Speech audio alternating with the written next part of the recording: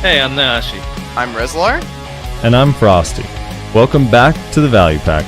Hold on, I have to gear check Nash right now. Alright, that is some bull jabber. Dude, he CC'd me out of dance. What's happening? Rezlar! People look at you like you're crazy, and they refuse to admit that it's pay to win, and just scream that it's pay to convenience! It's pay to convenience! Big money, big money, big money, big money! Oh shit, we got it! We fucking got it!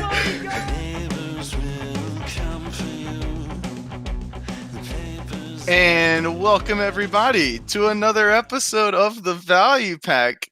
Episode 100, new intro in the fucking books.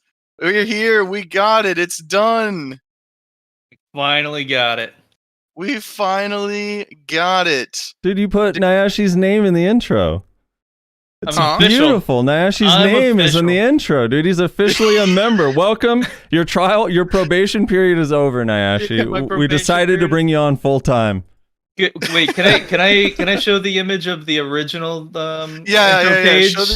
Do you have it? Link it in chat so I can pop it up. Link it in Discord. Yeah, link it in Discord.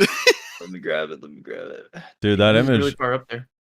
I don't know. We were debating if we should use that name. I think it would have been hilarious if we used I think it was cool too, dude. I think it was cool, but I was telling Rostame, I was like, listen, what we could do is we could do two versions. And so for the official announcement, we used this picture as a prank on Nyashi. And yeah. This shit would have been hilarious. Having "and" in there twice. Yeah. Featuring Frosty and Rezlar and Nyashi. All the grammar Nazis would have been flipping out over that for sure. So good. Or just "and Maewa." Yeah, and or Maewa. Yeah, that was another option too. So we gotta give a huge shout out, right? Yeah. We gotta give a big thanks to Rostame. If you don't know who Rostame is, he makes absolutely amazing videos. PvP montages are absolutely fucking works of wonder, honestly. And we asked him to make this for us, and he did. And we really made it difficult for him. We made it extremely difficult for him. And he still knocked it out of the fucking park, honestly, and made a very tight deadline, again, because we made it so difficult for him. Yeah. So, huge shout out, absolutely huge shout out to Rostame. And we don't have a guest this episode, but he will be linked in the description of the video. His YouTube channel will be linked in the description of the video.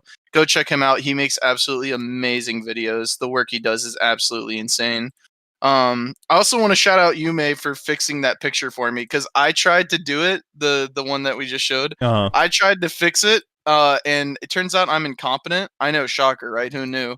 So I asked Yume to do it for me, and the first thing he said was "new intro?" ? And I was like, listen, bro, you don't need to analyze why I'm getting this redone. Just do it for me, please. Yeah, we tried to keep it on the DL. As much as humanly possible, minus me leaking everything. Yeah, Rostame's montages and editing is insane. And the other thing that's crazy is half of the clips and some of the sound and then a bunch of the intro part with the screenshots were all given to him in like the last 2 days, and he put it all together. Yeah. Literally like 48 hours, and he managed to pull it off. So Rostame is a freaking god, and he probably holds the Guinness World Record for the most Sony Vegas Pro crashes of all time. That shit was crashing on him every like 3 minutes when we were all like looking at it together. It was awful. So yeah, it was pretty bad. I'm sure if anyone out there has used Vegas before, you know the struggle. But that night that we were all looking at it, it was especially harsh on him. So rough, but hey, he made it happen. And dude, thank you so much, Rostame. I think he's in chat. He right? is there. He is there. Probably? He's laughing. He said, "Lamau, true." Yeah, dude. Rostame, thank you so much, man. We appreciate it. That was awesome. Yeah, what should we? Resler will have the whole thing. It'll be so the beginning intro is just for today's special, but we could probably just put it up on the channel, right? The whole thing. Yeah, by probably. itself, just to have its own thing, so people can look at it. It's cool. I don't want it to be forgotten. I want it to be there kind of forever because you guys been asking for a new intro for 2 fucking years. Nayashi's been in the podcast for a long time. Rezar and I have been saying we're gonna do a new one soon, and so yeah. Yeah, I think the first time we said it was probably 8 months ago. Was the first time we said that we were like gonna make a new intro. It was probably like around 8 months ago. But yeah, we can put. I'll tell you what I'll do. I'll put the old intro and the new intro up on the YouTube channel. Tomorrow, and that way we can have the old intro archived as well. So if anybody wants to go experience the triple stun from the Mystic on a whim, they can still do that. Yeah. Yeah, they can still do that. So. Yeah. The intro is the definition of soon TM. Exactly. Yeah. Can we go through it again with commentary? Can we? Do that? Dude, we could do that. Hell yeah, let's fucking do it. I'm down with that. I'm super down. You want me to stream it through Discord again? Yeah, stream it through Discord if you could. All right, intro again. This time with commentary. Let me pull this off. Pull that over here. All right. All right, we ready? Ready. So I do want to start off in just a little breaking down the fourth wall. For some reason, Rostame, after he rendered this over and over, the edges were blurry and like it looked like puddles of oil, even though that's not how it looked in Sony Vegas Pro. And that's why it took us extra long, because he kept having to re-render it and try to figure out a different way to do it, because there was like oil splotches everywhere. It was like, what the hell's happening here? That is weird. Yeah, I wasn't doing that when he was showing earlier. So I went through every episode of the podcast from the time where Nayashe became a regular on the show, and went through all of the comments to find all of these comments. By the way, in every episode, and shout out to Wow Seriously, I guess, for being the one who. You'll notice he's the one most frequently cited in this part, because it was like every 4 or 5 episodes he would post a comment about the next fucking the new intro. Dude, I like the year 100 Frosty's band has failed and still no new intro. Yeah. Yeah, that shit's crazy. And then Frosty, you went and got these in Discord, right? I got some of these in Discord and some from Twitch chat, because I see it in the Twitch chat too sometimes. So I was like, oh shit. Yeah, well, this was just posted the other day. Whenever I like this part, by the way. You having a second set of year before we have a new intro. That's toxic. Yeah.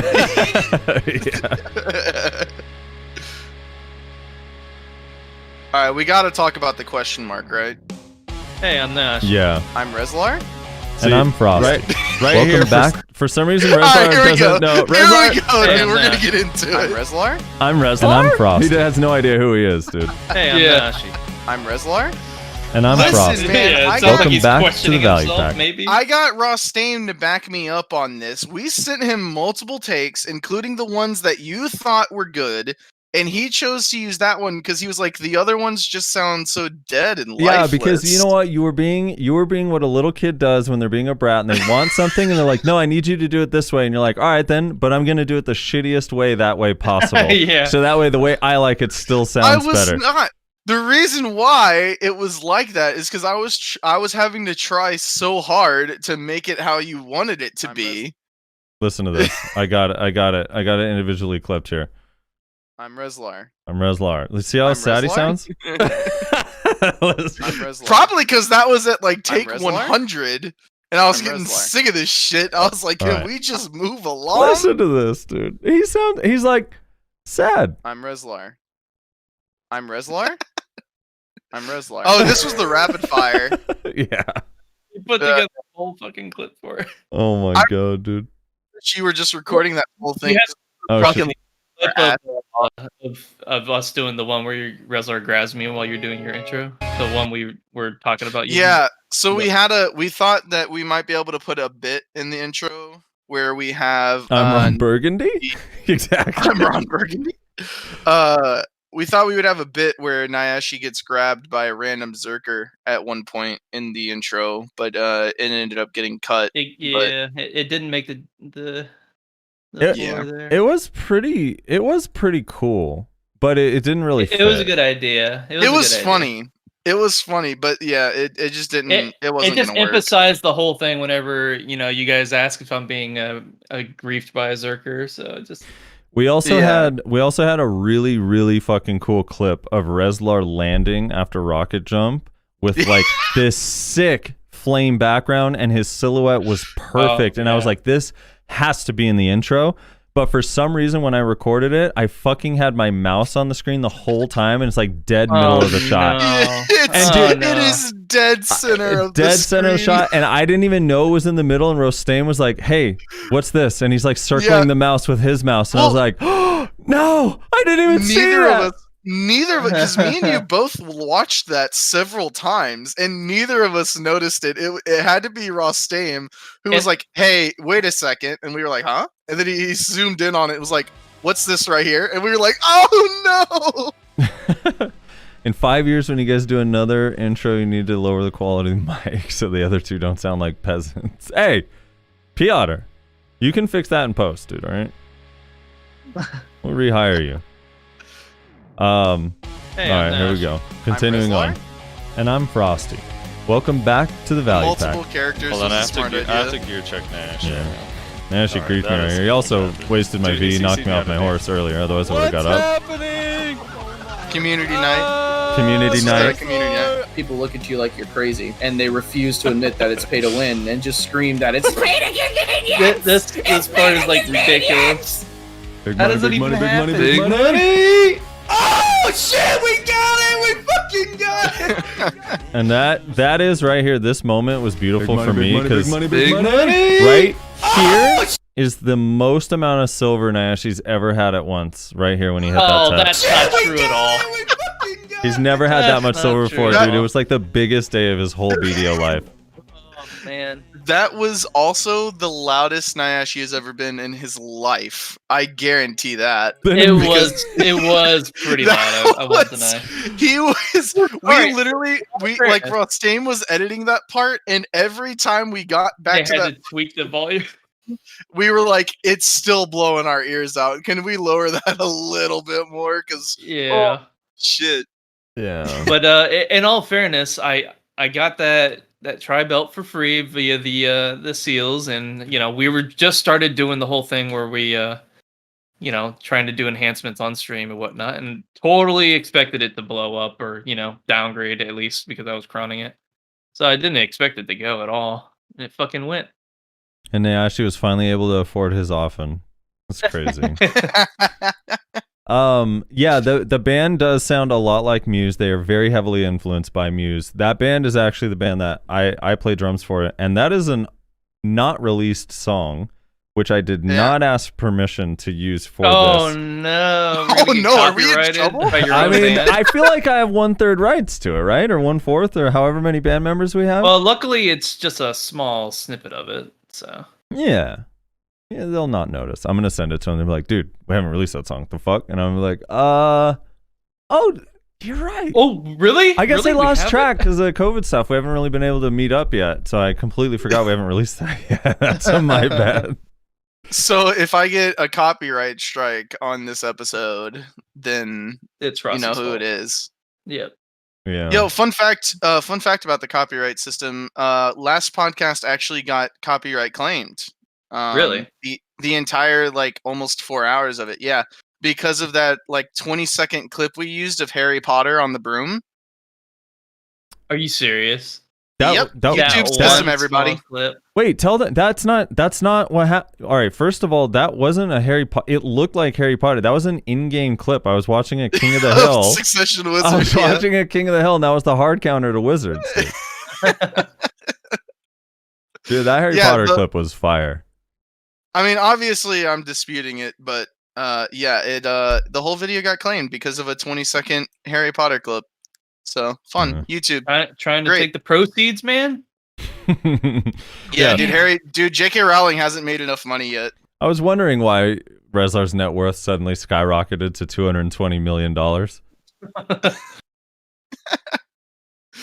Shit. But yeah, Alright. so new intro, dude. I'm super hype. I'm excited that it's Yeah, finally it's fire, happened. man. Yeah. We got that hurdle down, you know. No one can say that we don't have a new intro. Now they're gonna find something else that we haven't done in 2 years, probably. Yeah, It's- pretty much. Yeah, some other promise that we made 8 months ago. It's gonna suck when we have to let Nyashi go in a couple weeks and we have to change Oh it again. my gosh. Then you'll just have you'll Um, have me on the intro for like 2 more years, even though I'm not there. Yeah. So Yeah. the reason why. Let's talk for a second about the reason why we did it on this episode specifically. Episode 100, man. Yeah, We are officially in triple digits. That's- Yes, So we are. it's fucking holy crazy, shit. dude. 100 It is. episodes. That's a When did I come in? long time. I came in around the 40s or something like that. Around Right, like around 40 or 40. 50. Yeah. Yeah. Dude, you know what's so funny about that, Reslar, is I was just like, you know what? It is a lot of episodes for Reslar to check, and he told me he started at 40. I'm just going to check 1 through 39 anyway, so we have a lot more material, and there's literally nothing. I was like, well, Yeah. damn. Yeah, I wasn't going to go through the first 40 because I was just kind of assuming that like there wouldn't be anything. Because But I then was there like, ended up being a lot more. I was like, there's no way somebody would go back to the older episodes and comment about Nyashi, right? It'll only be from the points of when Nyashi started coming on as a regular again. Right. Oh shit! Apparently, my stream Finn- title is still podcast waiting room. Whoops. Finn is trying to remind me of the horrors of last week after you guys dipped out at the end of the podcast. Mhm. I went AFK for like a few moments, then I came back to you guys were gone. I still went for a few more enhances. Oh my! No. How Oh, many no. prizes do you think I failed? Prize? Prize. Oh, How shit. many prizes do you think I What, failed? well, what accessory were you enhancing? The stove. Distos. Okay, so you failed 2 prize and it killed you inside. 3 and You I failed logged off. 3 more, so 4 total? Failed 3 and I logged off. Oh my god, dude. You're so bad at this game. I'm just like this is the reason why I'm hating this game right now. You know, this right here. Just can't even make a damn 70% chance pry, you know? Is that why you were streaming? Is that why you were streaming League before we actually got started? I didn't know how long you guys were gonna be. You guys were saying like probably another 20-30 minutes. I'm like, fuck it, I'm gonna do League. I gotta restrain from the sheer amount of stress and frustration that I'm gonna get. Oh, your mic Is he- your mic is he, like, wigging roboting. out? Yeah, your mic is Yeah. roboting like crazy. Is it really? Yeah, Florida is shutting you down, man. Oh, let me rejoin. Shutting you way down. Oh, I didn't put it in the topic list, but I do want to talk about some of the other game announcements that happened this week, just off the cusp, because there's some kind of fun stuff. Yeah, I'm assuming the main was that one that you linked, the article or whatever. Did he link an article? Yeah, I think it was in the chat with Rostame actually. Oh, no, not that one. That was from a while Oh. back. That was just because of the conversation I was having with Rostame. No, it's the Mortal Kombat trailer for that Oh, movie, which yeah. is interesting, That was and pretty good. and also the BlizzCon happened. And I know Reslar hates Blizzard. I prefaced this on the stream before I got in call with you, but their games are still interesting. Really, BlizzCon happened? I didn't even fucking realize that was going on right now. Yeah, it's almost like they're an irrelevant company. I mean, what? Oh yeah, I'm yeah, just waiting for Blizzard's so D4. irrelevant. Yeah. Give me Diablo 4. That's it. Oh yeah, so we'll talk about some of their stuff. Rostame says 0 of 15 on Tet Distos. Want to swap Nyashi? I mean, rough. I went 0 and 9 on, or 0 and 8 or 0 and 9 on Tet Disto, but then I finally hit it, so I kind of feel that pain. Yeah. Clearly not near as many, you know, it's 5 short, but All still right. it's pretty bad. Okay, so let me find the where was this command? What is it? Was it Black Star? I think I called it that for some reason. Is that right? No. Wait, what is it? Pause. Trying to find the. What are we pausing? for? Pause in place. Why? It's our Okay. 100th episode, and we forgot. Or I forgot. sponsors? So it's my job, so I suppose I forgot Yeah. Give me 1 second. Give me just You a got second. too much hype over the intro and forgot Yeah, the yeah. synopsis. Give me. Just give me a second. Just give me a second. Okay, hold on. Mm-hmm. We got you, dude. You got to thank He'll people. fix this. He'll fix this. You got this. All right, before we actually get started here, I want to give a special thanks to Badgerana, Britton Clark, Infrax, Hawaiian, Auscultation, I Has Issues, Jeremy Johnson, Lord Carrot, Maya Knight, Minari, Oponism, Sinvala, Slytech, and Talus X Septum. Thank you guys and everybody else who supports us on Patreon and who supports our Twitch streams. We appreciate all of you guys so very much. Thank you for your support up to this 100th episode. And yeah, thanks to everybody who's also just been watching and commenting, and whether you're watching the VODs or the Twitch streams live, or you're just listening to the MV3s. We appreciate all of you. 100 episodes. Couldn't have made it without you. Pretty hype. Thank you guys Hell for yeah. supporting us. Really do appreciate. All right, you guys ready to get into it? Some shit happened. We actually, yeah. that was the other thing too. It's like, you know what? We could give Rostame more time and skip a week because nothing is going to happen this week. And then a bunch of then it shit hit. kind of went down. So, I think it was like, what, Thursday everything just started dropping? Yeah, Wednesday too was like they had a scheduled maintenance for Wednesday night in Global Labs, but it didn't happen. And then all of a sudden, a bunch of shit happened like Friday morning, Thursday night. So, starting with those godforsaken bastards hiding stats from us, which I really am excited to hear from Reslar and others who think that I'm crazy, how they feel about this. So let me give the official word from what they said, and then Reslar, I would like your opinion first, if that's okay. All right, we ready? Sure. All right, I'm going to read this as they wrote it. Greetings, adventurers. After rigorous tests in the Black Desert Global Lab from fellow players, we recently received reports that the critical hit damage increase effect was applied to the Black Star main weapons, but not listed in their item tooltips. Immediately after this was reported, we fully examined the entire data of the Black Star main weapons and discovered that the critical hit damage plus 2% was indeed being applied for each enhancement level, including unenhanced of the Black Star main weapon. So this means no matter what level you were at on your Black Star, you had plus 2% critical hit damage. And some people got confused. Someone was like, how did we not notice this has 36% critical hit damage? Because they thought it went up 2% every level. Oh, shit. And then they go on to say the Black Star main weapons were originally designed to be similar in performance to the Zarka and Offentet main weapons, but due to our carelessness, the critical hit damage plus 2% was setting was included during the data implementation stage for the item's update. While the effect was applied, we remained unaware of this fact, and the relevant tooltip data ended up not being added. Thus, the relevant teams were unaware, and the issue was missed during the QA process for this update as well. And then they say, we understand how this is a sensitive and important matter for all of the in-game stats and effects and what they're going to do.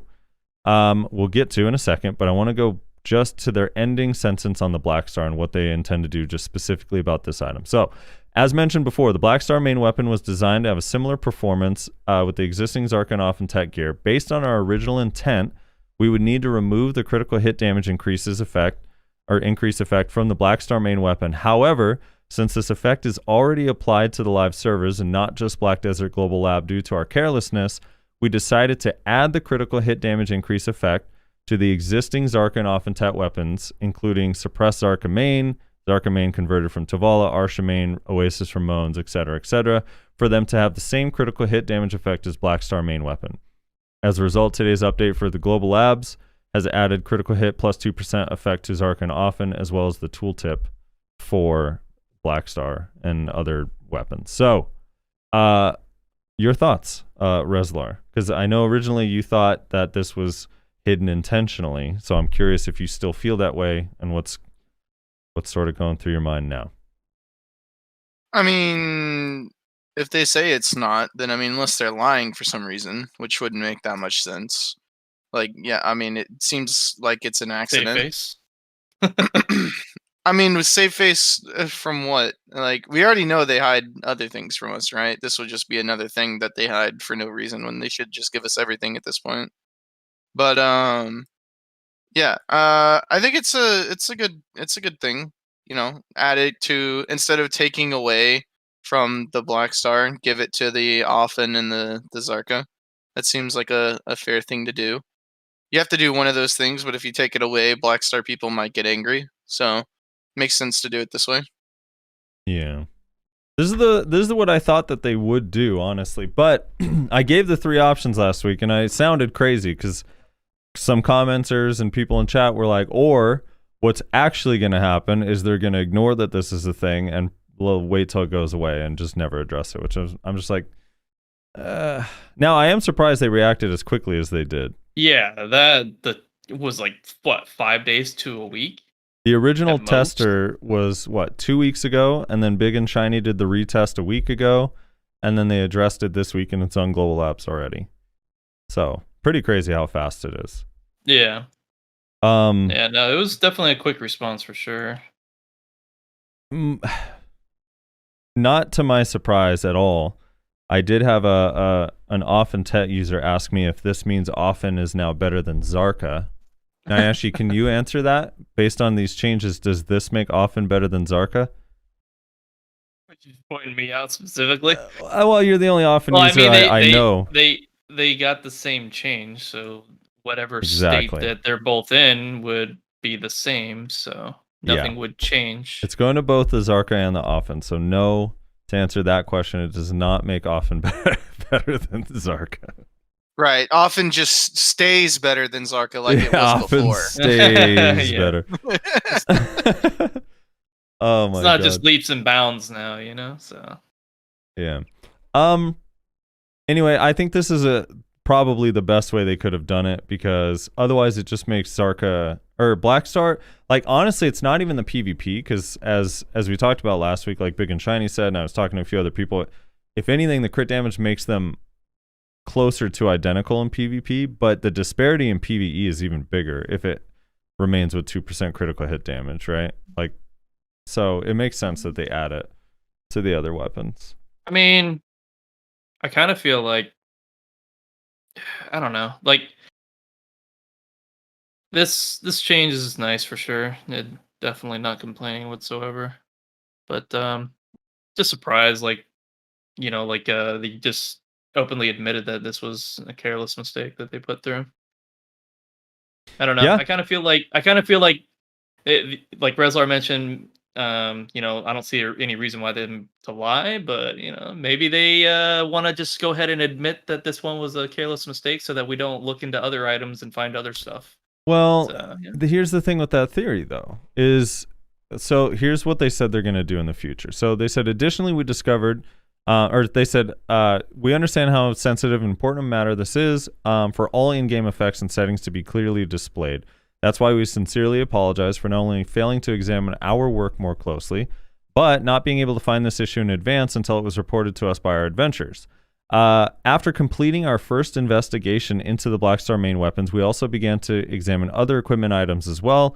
We discovered that some of the other items were also missing tooltip descriptions and had effects abnormally applied. And then they start going through a list of things that were not being applied. Like, some of the things is like the Pearl 100 max stamina Pearl item effect from sub weapons was being counted on as a Pearl item. Like, some normal items were being counted as Pearl items, so you weren't actually getting the 100 stamina if you already had a costume on. Yeah, you were getting a set bonus if you applied certain earrings. Yeah, as well. certain earrings, and they have a whole list of like things that they're going to do. And then they said, in order to ensure similar issues do not occur in the future, we will be completely changing. Higher, Big and Shiny. Oh, sorry. We will be completely changing the data code structure to 100% synchronize / link the item effect and displayed data. We expect this task to take quite a bit of time to complete, and the way data will be displayed might be somewhat unrefined, but we will make sure to implement these changes to ensure problems caused by individual mistakes do not occur again. Until this change is completed, we will do our utmost to avoid similar issues, conducting more thorough and systematic inspections before every weekly update. So essentially, when they create an item or add an effect to an item, even for testing, it will always, like, the way I'm understanding this, it will always also be displayed as a tooltip. So anything they do to the item will just be automatically, they don't have to manually go in and add a tooltip, will be automatically reflected on the item. So I don't It's all good. It's all good, you know, I guess statements from, I assume, you know, Pearl Abyss directly, you know. Is it still Cacao that posted those notes? Because this is what. No, last this week, is this is the letter from the developers. It says so. Pearl Abyss. right? Okay. All right. There's something Could you? else. Could you? Yeah. It would be like this is kind of conspiratorial, but it would be funny if this was not something that Pearl Abyss intended to say, and then Cacao just went ahead and just threw this out there right before they leave, just to stick it to the man, kind of thing. I have a conspiracy type thing that Rezlar, if hopefully you or Nyashi remember this with me, but way back in the day, I want to say a little over 2 years ago, they made a change to the way accuracy and evasion is displayed. Do you guys remember this? So Yes. accuracy on an accessory, for example, red coral earring, at TET used to say it had all accuracy +8. It was either +8 or +6. I can't remember exactly, but it was like 8 or 6. It was not. It didn't say 30. It literally showed a really, really small number. I think at Try it was like 5, at TED it was 6, and Pen it was 7 or something along those lines. And then they changed it so they said something about there's an accuracy for each damage type, and now it's going to display all of that in one window. And even though the effects of the item are the same, the accuracy is going to be displayed differently in the tooltip. And after that patch, TED RC said accuracy 30 instead of 7 or 6 or 8 or whatever it was at the time. It was a very, very low single-digit number. So this happened on evasion items as well, and other accuracy items. The thing I'm finding interesting here is in their additional identified issues, they point out Akum Rokaba Gear 2 set effect and Rokaba Gear 4 set effect, where it says all evasion +5 effect was being applied incorrectly as all evasion +20, and then the all evasion +2 effect was being incorrectly applied as all evasion +8. So they're going to revert those down to 5 and 2. However, I'm pretty sure that what's incorrect here is the 5 and the 2, and that the tooltips were never changed when they made that change 2 years ago, and that they are supposed to be all evasion 20 and all evasion 8, but they never swapped the tooltip. Because for some reason, those items, when they made those changes, never changed. So I'm pretty sure because they don't remember their change from 2 years ago, they're actually reverting it on these two items specifically just because they forgot that change happened 2 years ago. Well, they said they're going to be synchronizing what's in the actual data for the item rather than what's on the tooltip, and they're going to make the tooltip update accordingly. Isn't that what they said? Yes. So, yeah, that's very possible. It's kind of funny though. But the way they word it here, I mean, they say was being applied incorrectly as all evasion +20. But I'm pretty sure this all evasion +5 is actually supposed to say all evasion +20, but they never changed it 2 years ago to reflect that. What are the pieces that this is on again? Rokaba is the main one. So Akum came a little bit after, so maybe Akum is a different story. But yeah, because that's what I was gonna ask, if maybe that these are items that came out after the change, and so it never needed to be changed. Rokaba's been around a while. Yeah, I was thinking more Akum maybe could possibly Akum be would that, be but yeah. closer to that time frame. But yeah, Rokaba definitely would have been out before that change. Yes, though, it was out. 100%. It was definitely out. Rokaba came out with Valencia. It was long after. It was when I played, and I only started playing after Valencia. But the thing is, so someone's saying they don't say that they're going to nerf it, but look at the way it's worded on every one of these other tooltips. The HP 5% or +5 by 5% of chance per hit effect was not being applied, which means it's supposed to be. The AP doesn't drop when it rains effect was not being applied, which means it was supposed to be. Like all of these things are technically buffs. Wait, say that one again for me? The AP doesn't drop when it rains effect was not being applied on like Callus flooring and ultimate Callus main weapons. Yeah, how am I supposed to shit, RP, dude. you know? I if know, that's not I gonna know. work properly. But I'm saying as well new meta question mark? as well new meta, dude. But I'm saying these four things are basically implying in the way it's worded that they're supposed to be doing more than they are. And this one is implying that it's doing more than it's supposed to, and that I don't know if they're for sure going to nerf it or not, but it sounds like they are based on their wording. So I don't know. I thought that was kind of interesting. It's a total complete aside and really kind of doesn't matter because no one actually wears that stuff, but interesting nonetheless. But yeah, overall, this is cool. I'm excited for the 2% crit, and I'm also excited to see what random things we find on items when they finally implement this update. If there's anything else like we just don't see. Yeah, I mean, They also mentioned I wish Amertat was in chat to help me find this. I cannot find where he pinged me to link this, but they mentioned here in the end something about Black Star. Oh yeah.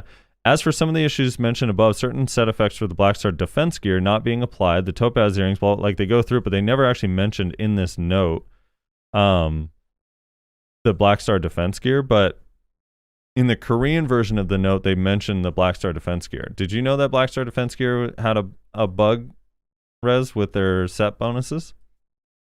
I did not. So Which set bonuses? So here's the way it was described to me. If or it's described in their post on KR. Basically, every previous set bonus was being superseded by the next one. So if you had the 2 set bonus, it worked and everything was fine. But then once you got a 3 set bonus, the 2 set bonus no longer was being applied. And if you had the 4 set bonus, both the 2 and the 3 set bonuses were not being applied. And they're going to fix that and make sure all of them are being applied. Interesting.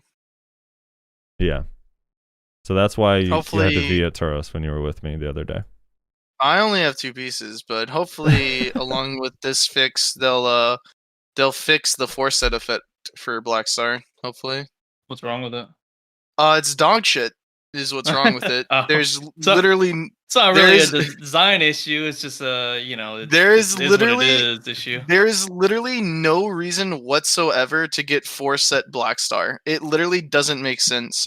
Even what for is the set PvE, bonus? 100 HP or 150. I can't remember. It's one of those. It's useless. It's literally better to get a Dead God chest piece and then run 3 set Black Star for PvE, which makes no sense if this is supposed to be the PvE gear. Like, it literally makes no sense whatsoever. I don't think that that's the philosophy. I think that's the PvE gear until you can get up to Dead God. I think that's why it's like that. Anyway, here, Amertat linked this, so let me see. Oh yeah, here it is. So first, it was confirmed that some of the effects did not apply in the set effect in the case of Black Star armor. If you wear 3 Black Star armor, you need to apply the 2 set effect and the 3 set effect at the same time, but currently only the 3 set effect is applied. When you wear 4 sets, the 2 and 3 set effects are not applied. It has been confirmed that only 4 set effects are applied, so they're going to fix that as well. So, I mean, to your dismay, since you hate the 4 set effect, it would have been terrible if you had the 4 piece, because it would remove the 2 and the 3 set effect. The ones that you do like can only give you Yeah. the Oh, 4 man. set. The ones that are actually useful, yeah. Yeah. That would definitely be tragic. So, that's What good. would you do in that case, Wrestler? Would you just like get rid of the set? Probably die at Tauros a lot. Probably. So this one's more theoretical. Or what do you guys think that this response is faster now because of the fact that they're about to start publishing for us? Like, if this was a year ago, would they have noticed? Oh, definitely. I think that's probably true. I think that response time is because they're closely looking at the community now, because they are about ready to take over. And yeah, I agree with your thoughts on that. Like, I think that's definitely a prime example of hopefully things to come more frequently, addressing these kinds of issues like promptly, especially major issues. Like, maybe minor issues I can see like taking a while, like this is not on our agenda of things to really address. Sure, I could see that and not really have an issue with that, but maybe some feedback on the suck wizard problem might be necessary now. A little bit of extra attention here and there.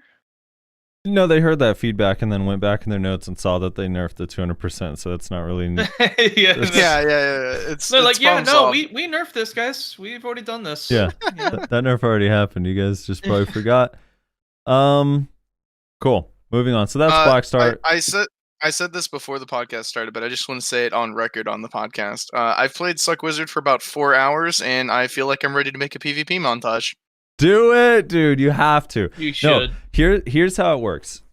It's not actually 4 hours, but after about 4 hours, you start feeling pretty good. And then after a few days, after a few node wars, you start feeling like a god. And then you recognize, here's kind of the orders of it. You feel like, man, this class is really, really strong. But then after like 3 or 4 months, because every class has their little nuances that you kind of like, this bugs me, this bugs me. You start finding just the little things that bother you. Like, man, I wish I had this, or I wish I had this. This would be nice. And then that's when you're like, wait, I'm killing everyone not because this class is good, but because I'm good. And then you make the PvP montage. Yeah. Oh, okay. Yeah. Okay. So you gotta wait for it. That We makes haven't gotten sense. to that final step yet. It's coming. It's a matter of time. You'll get there. Yeah, I was gonna take it to Siege last night, but things came up. So, yeah, the plan is I have it AFK training. I'm grinding on it right now at Ronaros, just trying to get the muscle memory down, essentially. The plan is whenever because we're getting name change coupons with the transfer, right? Or am I crazy? I'm pretty sure we are. Yes, I believe so. Name change and So family name change. Yeah. yeah, so whenever Ooh. the name change coupons come out, my plan is to rename my wizard to something along the lines of Nerf Succession Wizard. And I'm going to start taking him to every war on a crusade to complain about how easy and broken it is until it finally gets nerfed into the ground. Yeah. Sounds One day. appropriate. One day. Basically the same strat I had with witches back in the day. Whenever I said witches were OP and all the witches were like, you don't play witch, like you don't even know like how all the nuances of this class. And then I started playing witch and I was like, yeah, it's still fucking busted and needs to be nerfed.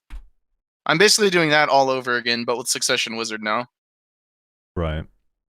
All right, so there's a million other things. I want to get to the stream, like you pointed out, Nashi, but more towards the end, because before the stream, they had another one of these announcements, and I want to go over some of these announcements really quickly. So they talked about the loyalty shop.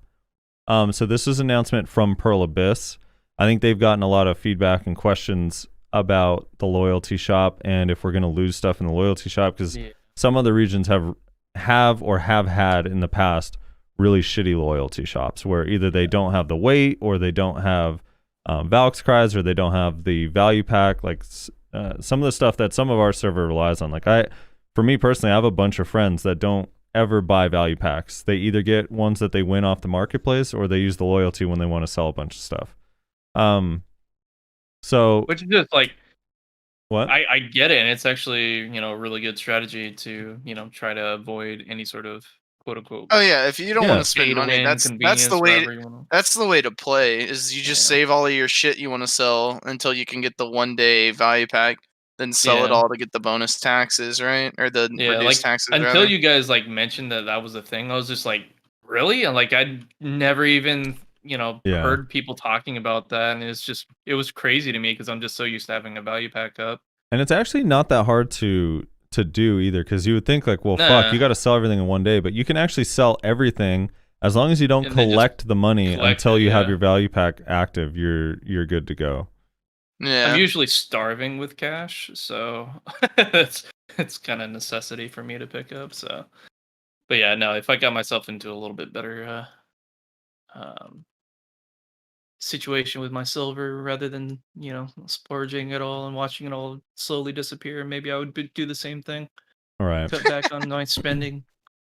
So with the revamped loyalty shop, they said they're reworking what's currently sold in the loyalty shop by looking at past data in the loyalty shop. They identified the most popular items, and they said, don't worry, some of the most frequently used items, including time-based stuff items similar to the value pack, will not be leaving the loyalty shop and will continue to be available after its revamp.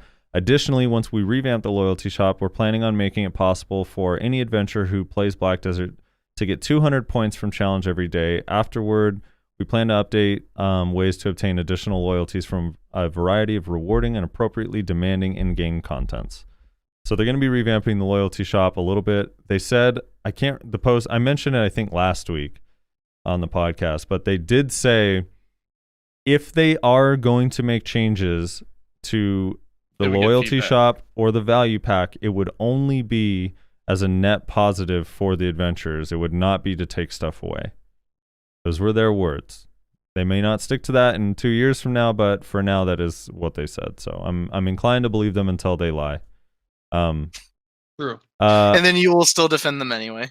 And then I will still defend He'll them find anyway. some way to white knight him. Yeah, Just no like problem. that interview with the Cacao guy from before Black Desert Oh came my out, where he was gosh. like, "There's going to be no pay to win whatsoever in our game." That Frosty, I think, still to this day denies exists.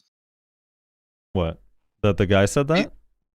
Yeah, that interview happened. That guy said that on camera. No, I didn't deny that existed. You're misremembering. If you're gonna misquote me, you're wasting everybody's time. I didn't misquote you. I didn't quote you on anything. I mean, you said you believe I still deny. I've never denied that interview happened. And in that interview, I went through and reread it. I can't remember the wording off the top of my head, but I don't know. There were some technicalities in there that does make it not impossible that they'd add something to the game. Yeah. Because everyone uses verbiage. everyone uses the word promise, but they said that they didn't have intentions to add stuff or something like that. There was never a promise like, "Hey guys, we're not going to do this to you. We promise." Like everyone exaggerated it, but we all knew it was coming anyway. That was you guys for getting excited. That's your own fault. The second it was in the Korean store, you should have known it was coming to our store. That's all I'm saying. But they definitely didn't promise like an adult would do to a child. It was more of like no, our intention is not to put this stuff in. But I also do think that Cacao kind of got screwed by Pearl Abyss in that deal too. Yeah. I actually wouldn't be surprised if they did as well, honestly. Like I definitely think that was the Pearl Abyss mandate for sure. Cacao has really turned around its image since it renamed itself from Dom Games. Like when it was Dom Games, fucking everyone hated them, and then oh god, yeah, it was. They really actually, I feel like they started being more transparent with like the community, like after their rename or whatever. I think they got bought out by another company. But anyway, so well, I was gonna also add, I also didn't turning play. around. I didn't play in pre-value pack days, so I didn't experience that transition. So I have no idea what that's like. You would have been right there with the white knighting on Dawn Games. I came directly from games where I could just buy my items directly from the Pearl Shop and didn't even have to buy them by enhancement attempts. So for me, it was a like, oh, okay, this game you have to gamble. Gotcha. The Reddit was a fucking war zone, bro. Like, it was crazy, the amount of people that were arguing about it. Like, on Reddit and on the forums and on server chat and shit. It was fucking nutty. Okay, so speaking of the value pack itself, they said improved value pack. This is one of the bullet points on the NAEU servers. Value packs currently grant plus 10% combat skill, life, mount, and mount EXP buffs. This percentage was decided according to the pace content was consumed at the time the value pack was first introduced to NAEU regions. Since then, a great number of updates have expanded the game's content and brought new items that increase the rate you gain EXP. Thus, we reached the conclusion that the current EXP value of 10% was pretty negligible to most adventurers. As a result, we decided to take this opportunity with the service transfer to change the value pack's buff to a 30% combat skill, life, mount EXP so adventurers can truly feel its significance. On a side note, the value pack will continue to be purchasable from the loyalty shop, so its buff will be available to as many adventurers as possible. How nice of them. Make it more valuable so that you have to purchase it. Dude, I never understood why we had the 10. Like, I got it on launch, but I don't know why when they changed it to 30% everywhere else, we didn't get that change. I always thought that was so fucking weird. I mean, as much as I memed on it right there, saying basically it kind of makes you required to purchase it now if you're doing life skilling or anything like that, but it's a good change. It needed to happen. Here's another thing. This one's more geared towards Maywas. Supporting adventures across large regions. Many adventures from North America, Europe, Oceania, Florida, etc. come together to play on the North American and Europe servers of Black Desert Online. Unfortunately, this means there will be unavoidable inconveniences to gameplay, such as lag/delay.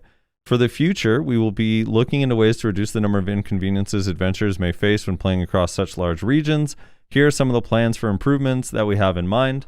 And One of them is improvements to the network environment. We're making preparations to improve the network environment to help mitigate and reduce network issues such as lag/delay that may occur during gameplay.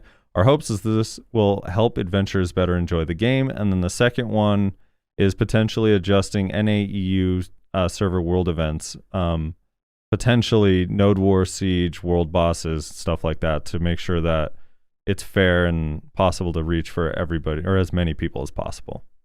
Yeah. So are they thinking they're gonna like move like Node War time like an hour earlier or something? That's kind of what it sounds like to me. Kind of what it sounds like. I don't think they will, just because I have a feeling they're not going to change Node War, but maybe Siege. Because Node War is like, I was trying to think about this, and I was like asking everyone's opinion in chat the other day. I was like, what if they change the time, what would be the most fair? Because on one hand, it does suck that it's late on the East Coast, but you also on the West Coast and Mountain Time, for a lot of people, just wouldn't be able to make it if it was earlier because of work or school, like at all. Oh, wait, question. Yeah. Could they? No, there's no way they would do this. I was thinking maybe they have two different. They do half the nodes at one time, half the nodes on another time. But there could be a So million. you pick the Yeah. node that you're most because of convenient for your guild. Yeah, it'd be so hard 'Cause I to was thinking- fight, I feel like. Well, no, if you keep the guilds, if you keep the nodes the same, theoretically, it would be the same amount of difficulty that it is to find a fight. But I feel like the main issue with it is that you would know going into the second round of fights, like who you're not gonna fight against, right? Right. You're like, okay, we're definitely not gonna fight against like these 5 guilds, yada yada yada. I don't know. Maybe that's a possibility, but I think there's probably a lot of issues with that. Yeah. But who knows? Who knows what they have in store? Yeah, I think Node Wars are hard because they're kind of at a, I mean, maybe 5 p.m. I don't know if like the 9 to 5 standard is like just less prevalent, so maybe moving it down to 5 p.m. is possible, but I'm not too sure. That would fuck a lot of people on the It West would. Coast It would. out of being able Like to East- participate in Node Wars, though. East Coast being like 9 p.m. is kind of whatever. I mean, it's What if not they- a terrible time, but it's not an amazing Yeah. time either. But at least it stops at 11. The thing where it's crazy is Siege that goes till 1 Yeah. a.m. Like, yeah, and it's on a that's weekend, so it awful. doesn't need to be after rush hour. Yeah. What are you gonna say? What Russ? if they what if they shorten Node Wars from I like mean- 2 hours to 1? I'd be into that. That would be good, but also a nerf to weaker guilds. But yeah. It'd have to be a little bit easier to kill forts, though. Maybe I don't know. Yeah. You'd I'm have not to too speed sure. up the pace of the Node War, but Yeah, if they were a little Didn't bit they shorter, might be recently do nice. adjustments to siege related items to make them tougher? Maybe they can add an FF to Node War. An FF? I a just get surrender. 15 Yeah. minutes in. Let's just give There up. is a surrender, Frosty. It's called walking off the node. No, they can add an FF, but also like a mutual agreement to stalemate. Like if two guilds know like an hour like into a the draw war, like this feature? is definitely going to stalemate, and just agree to disagree and leave the fort and leave it. I guess what it would be called technically liberated. That'd be kind of interesting. There's no way they would agree to that, though. I think someone Who? would just get baited into pressing the surrender button and then, Two guilds, you mean? yeah. Like, there's no way with an hour left in Node War. There's no way that 2 guilds would agree to that. I like that disagree, would dude. be something. No, there's no way, bro. There's no Alright, way that so happens wait, until wait. like 20 minutes, like I before mean, the Node War ends. Maybe that becomes an even then, option. even 20 minutes, it still would save you some time. Yeah, but we have arguably an issue with nowhere participation being pretty decent, but like, not as high as it probably should be, right? Arguably. Yeah. And so you want to make it so that people have the option to just like, nah, fuck it, we're out. Well, dude, you know what's worse than leaving early is being stuck for the full 2 hours in a war that both guilds know they can't win. Like those last 30 minutes are hard on guilds. Like honestly, player morale, like that last 30 minutes when it's for sure stalemate and you can't do anything is really, really annoying. It's a really good way to find out who you need to kick that week. That's true. No, fair enough. Yeah, she's actually not wrong. I don't know. Yeah, shorter node. I don't know. An hour feels so short. Maybe I feel like it'd have to be like 90 minutes. 90 minutes would be kind Yeah, of cool. I don't know. I don't know what they could do, honestly. It's kind of just fucked because even if you just take the continental, like let's just say the continental United States, which is probably a majority of the player base, right? Sorry, Canadians. That's 4 time zones, right? That's already like so fucking huge. Then you add into, I think there's an extra 2 5. time zones if you include Canada. 5 if you include Uh, Hawaii. 5 if you include Hawaii. Right, Hawaii's in the mix. Then We you got- have New Zealanders and Australians playing. Yeah, we you got have people. Australians. You have people that have moved from the EU server to NA because EU sucks and is dead as shit. Like, there's so many Stupid. issues. EU does not suck and is not dead. All right. Yeah, it's hard. It's hard. But Siege doesn't need to start at 6 p.m. on a Sunday.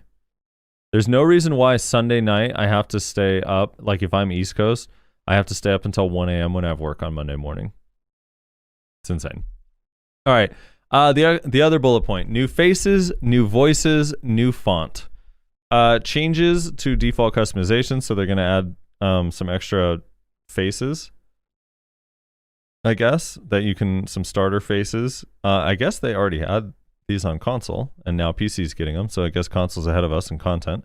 Apparently. 2, they're gonna add some new voices. And then also apparently they're gonna allow you to change. Yeah, they're gonna allow you to change NPC voices in game, so you can have the NPC speaking Japanese or Korean. What? If that's your thing. Yeah. It says, That's we have pretty good cool. news for adventurers who have been wanting to hear the voice of NPCs in different languages.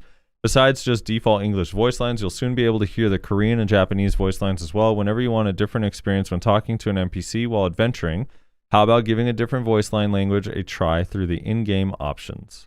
Oh my god, someone in chat's like, yeah. We're gonna have that in an actual game. So this is a buff to weebs, then I guess. Probably. It is. Wait, I wonder how a Russian Maywa would sound.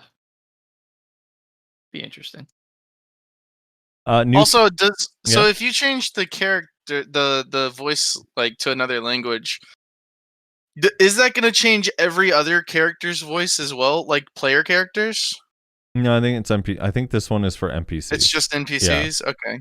I was wondering if you could get different versions of that that archer yell that they do. You know which one I'm talking about? Archer yell. Yeah, they do some. I forget exactly what it is, but they do some animation where they just start like yelling into the air, and it's like super fucking loud and obnoxious. I don't know how they do it. I've never done it myself, but I guess you guys haven't experienced it because if I you've don't experienced it, you recall. can't forget it. I have the sounds that they make turned down in game, so I don't really hear Yeah, I archers. do too. I know which okay. one you're talking about, when everyone does it before Node War, right? all the time. Probably. Yeah, they do it just to be annoying. They're adding a new font to the game called Strong Sword, produced in collaboration with a Korean font company. Strong Sword is a font designed to express the motif its name implies by embodying the sharpness and power of Black Desert's combat. The new font will be available after the start of our service, and adventurers who are already accustomed to the existing font will be able to freely select it or the new font in an in-game setting. Can't wait to get griefed in sword language. Which is really cool. I do like that I'm they need not name the Korean font company, but just call it a Korean font company. Yeah. The fact that, being called trash in chat will have a very nice sharp effect to it now will be really good. I'm excited. I don't really like the in-game font currently, so hopefully this one looks good. I like that. So, does that post specifically say that they made the font? Like they designed a whole new Yes, they font? produced in collaboration with a Korean font making company. Focusing on the important things. Succession Wizard? What's Oh, that? yes, because their font design team is definitely part of the Wizard Balance team. The outfit team is currently, not working very much, so they probably had a little bit of spare. Yeah, they pulled some of their best sewers off the front lines of the costume creation team. Yeah. And then would you guys buy any outfits in game if they offered them on like a shop in real life? Like Wait, you're saying what? buy one of these in-game outfits, like Yeah. IRL, like actually have that outfit in real life. Yeah, Well, I might buy like a I'm- helmet just to put on like a desk or something as like a I'm- keepsake. I'm not a cross dresser, so none of my Mayweather outfits would be good for me. But Would they clip in real life too with my Well, legs yeah, of course, and that's hair? part of the experience. Hmm. I'm thinking less of like actual outfit and more just like memorabilia, right?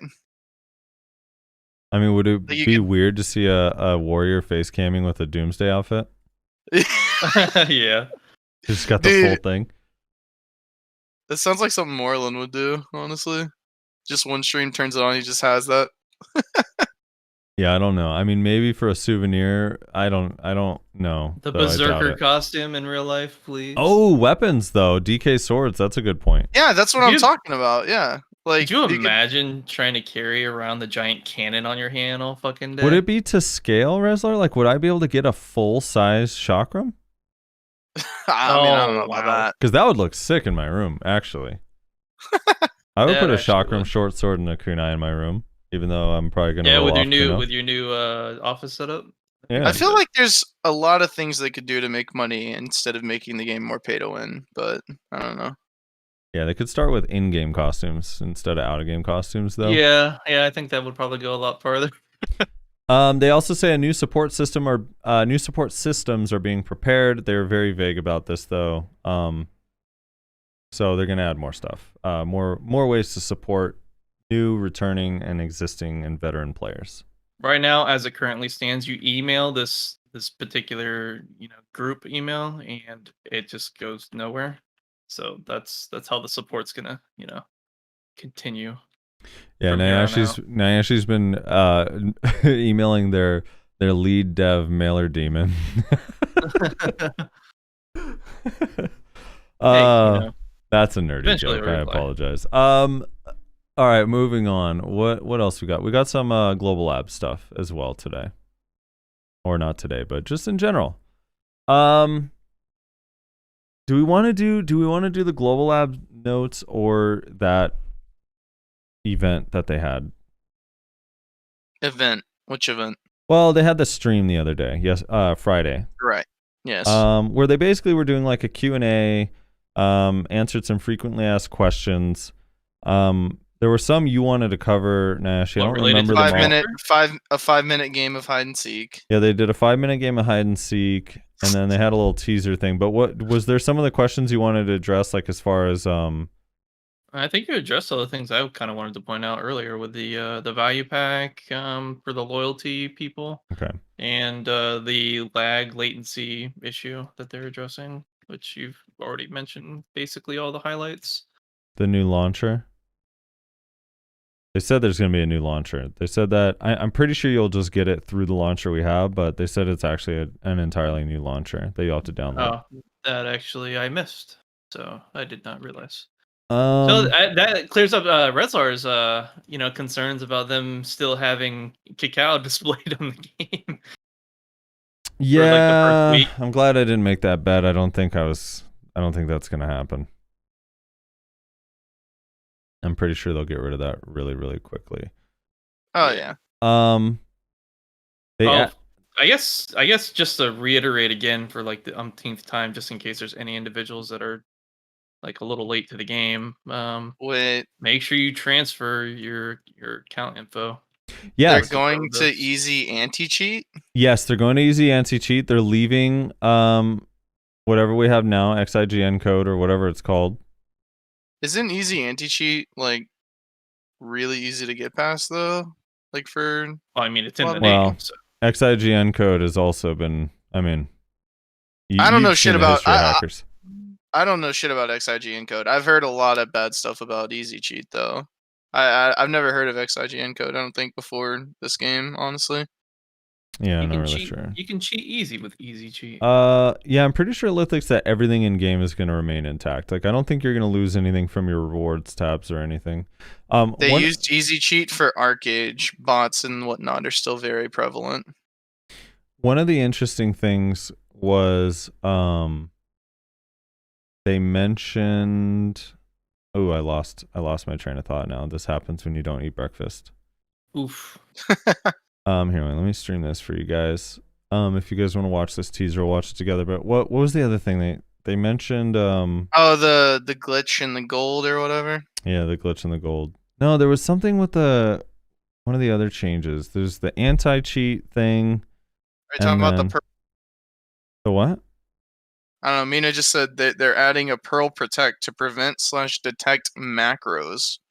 Oh yeah. No, not that. It was something else they mentioned in the stream. Oh no, but there goes my horse training.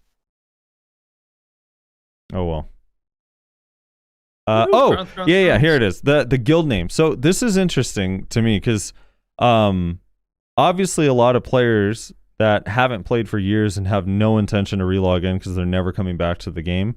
A lot of names are going to become available from different players, but not until after May, because you technically have until May to transfer, which I would recommend transferring now. If you want any of the rewards that you get, just transfer like ASAP.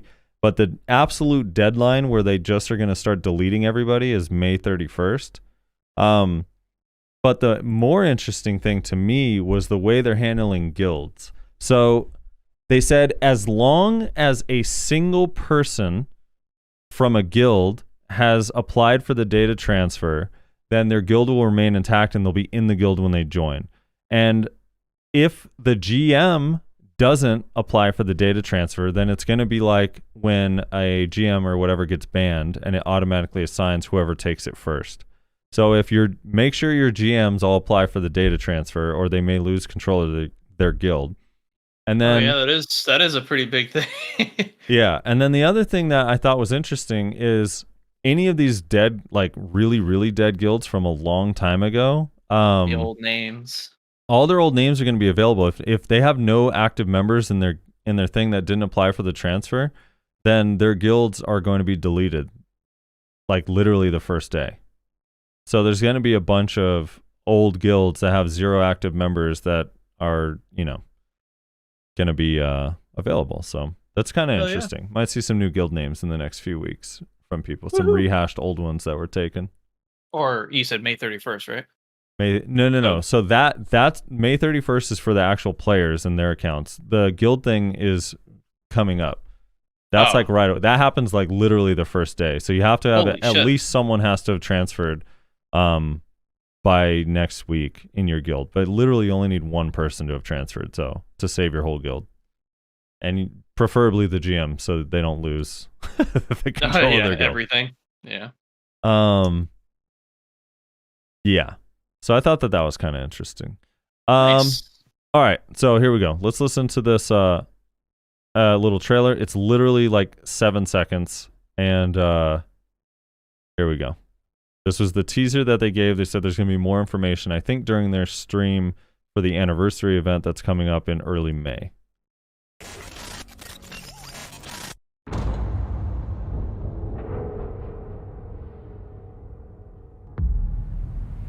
Is that the new class?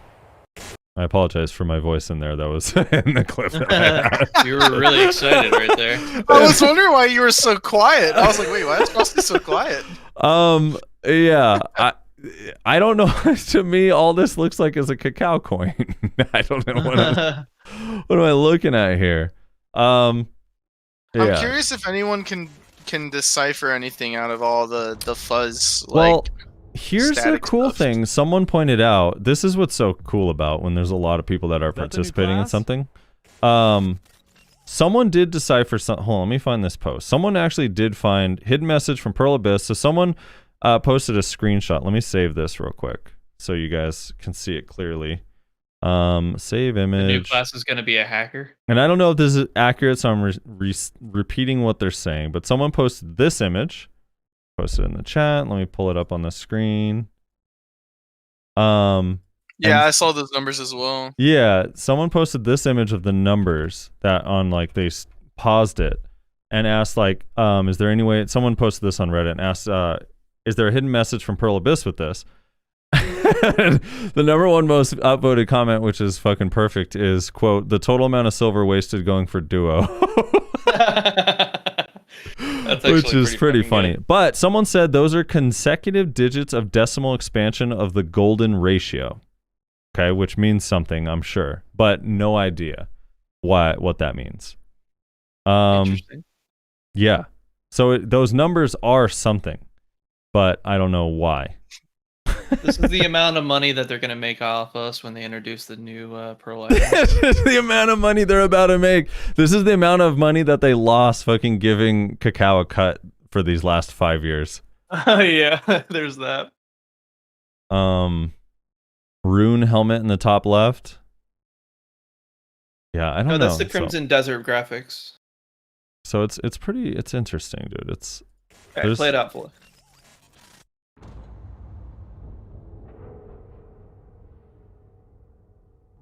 It's just a coin. Is that the new class? I saw an interesting theory on Reddit that was something along the lines of I love your possibly random some voice. sort of alchemist. You know, like FMA style alchemist sort of thing. Yeah. Well, I think the class that's on the Shadow Arena is the Earthbender or whatever. Okay, I have to debunk this right now with the Shadow Arena thing. Let me pull this up because it tilts me. Shadow Arena? Shadow Arena had a new class demo in fucking July 2020, and for some reason the video started going around again recently, and now everyone thinks that that's a teaser for what our new class is going to be. And it's basically a wizard with like only 4 abilities that can float rocks. It tilts me to even look at it. I mean, is that not all what Wizard needs? Is 4 abilities? I mean, you're not wrong, but that's not the point. Gorgath, dude. He's an Earthen Guardian is his name. Gorgath is his name in game because in Shadow Arena they use their actual character names. Yeah. And Earthen Guardian is his class. But it's not, it's stupid. He's got floating rocks and he has wizard weapons and it only has 4 abilities. And the thing is that's weird is like, why, if this class came out in July, like this video got posted July 24th, 2020. That's almost a year ago. I'll post this for you guys. It's been like getting super there's already been traction. 3 classes since then.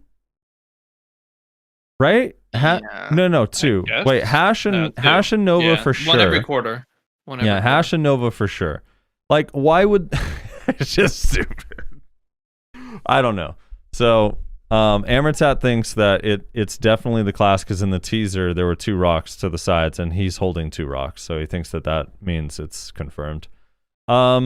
I think this is the literally coin in that video, literally just a wizard with rock animations, though. All right.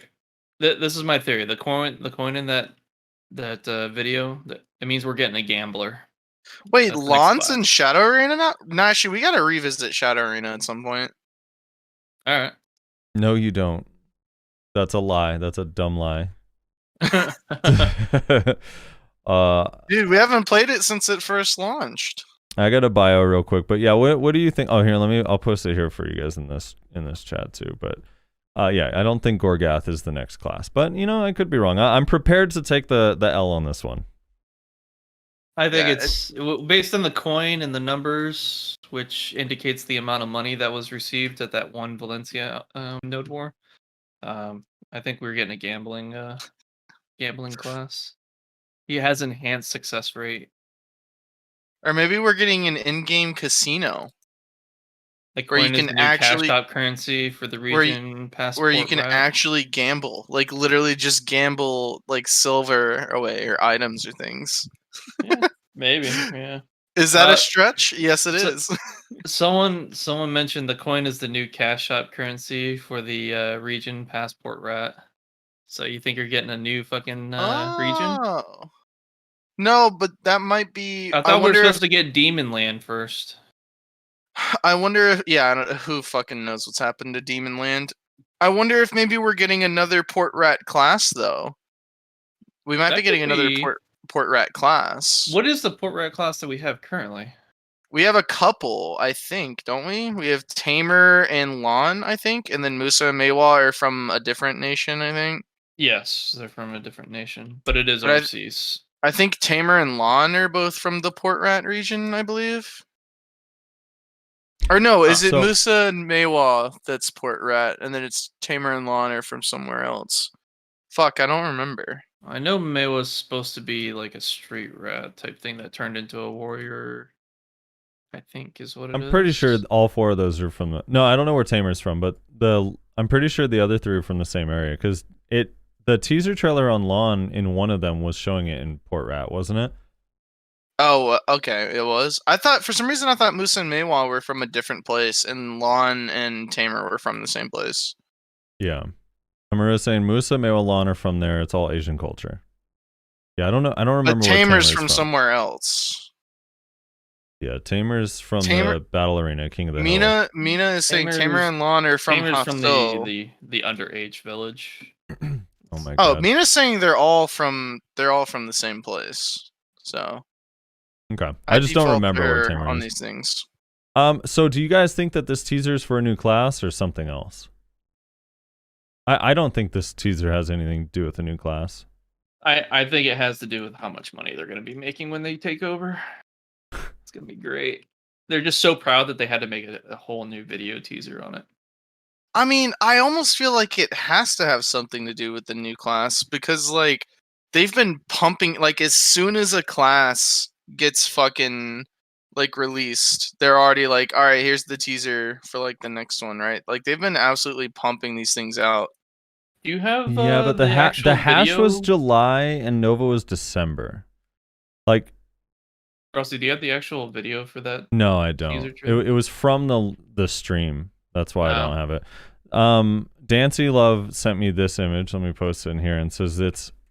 Oh wait, whoops! I didn't send the image. I just resent the same link again. Here's the image, and says it's how I think it's like lore wise, but how you get to Hadoom is this coin, this giant coin. So maybe it's a teaser for Hadoom servers come to our. Because the thing is, like, I don't think KR got the same teaser. If it was for a class, why wouldn't there be like a KR version of the teaser? Because When did they ever tease the class to they hate their own NAEU people? I and don't not KR? They hate the wrong Because people. the KRS didn't have a big stream. no. Yeah, I don't think it's a new class. I think that if we do get a new class, it'll be more in line with the next season, which is probably a ways away. Still, I think this season. When's the season end? Like in March, right? And they usually do like 4 weeks before the next season. So we probably won't see a class teaser for another at least month or month and a half.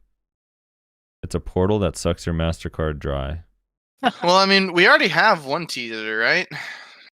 Yes, so we have It's the the, teaser from the image. But that's pretty normal. Because That's they their. did that with that's the their- hash as well. I know what it is. I What? know what it is. It's they're going public with their new Bitcoin.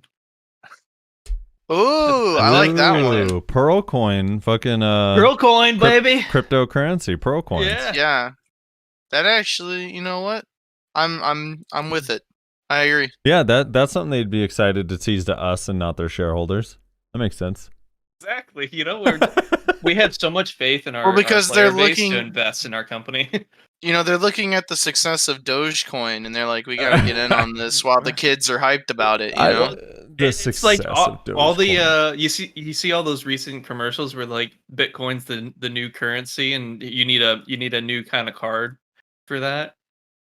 And so they had this like new Bitcoin MasterCard. Yeah, that's it. This is it. They're introducing their own. We're gonna get a Pearl Abyss credit card. okay, Every hold member. on. I have word from an official lore source here.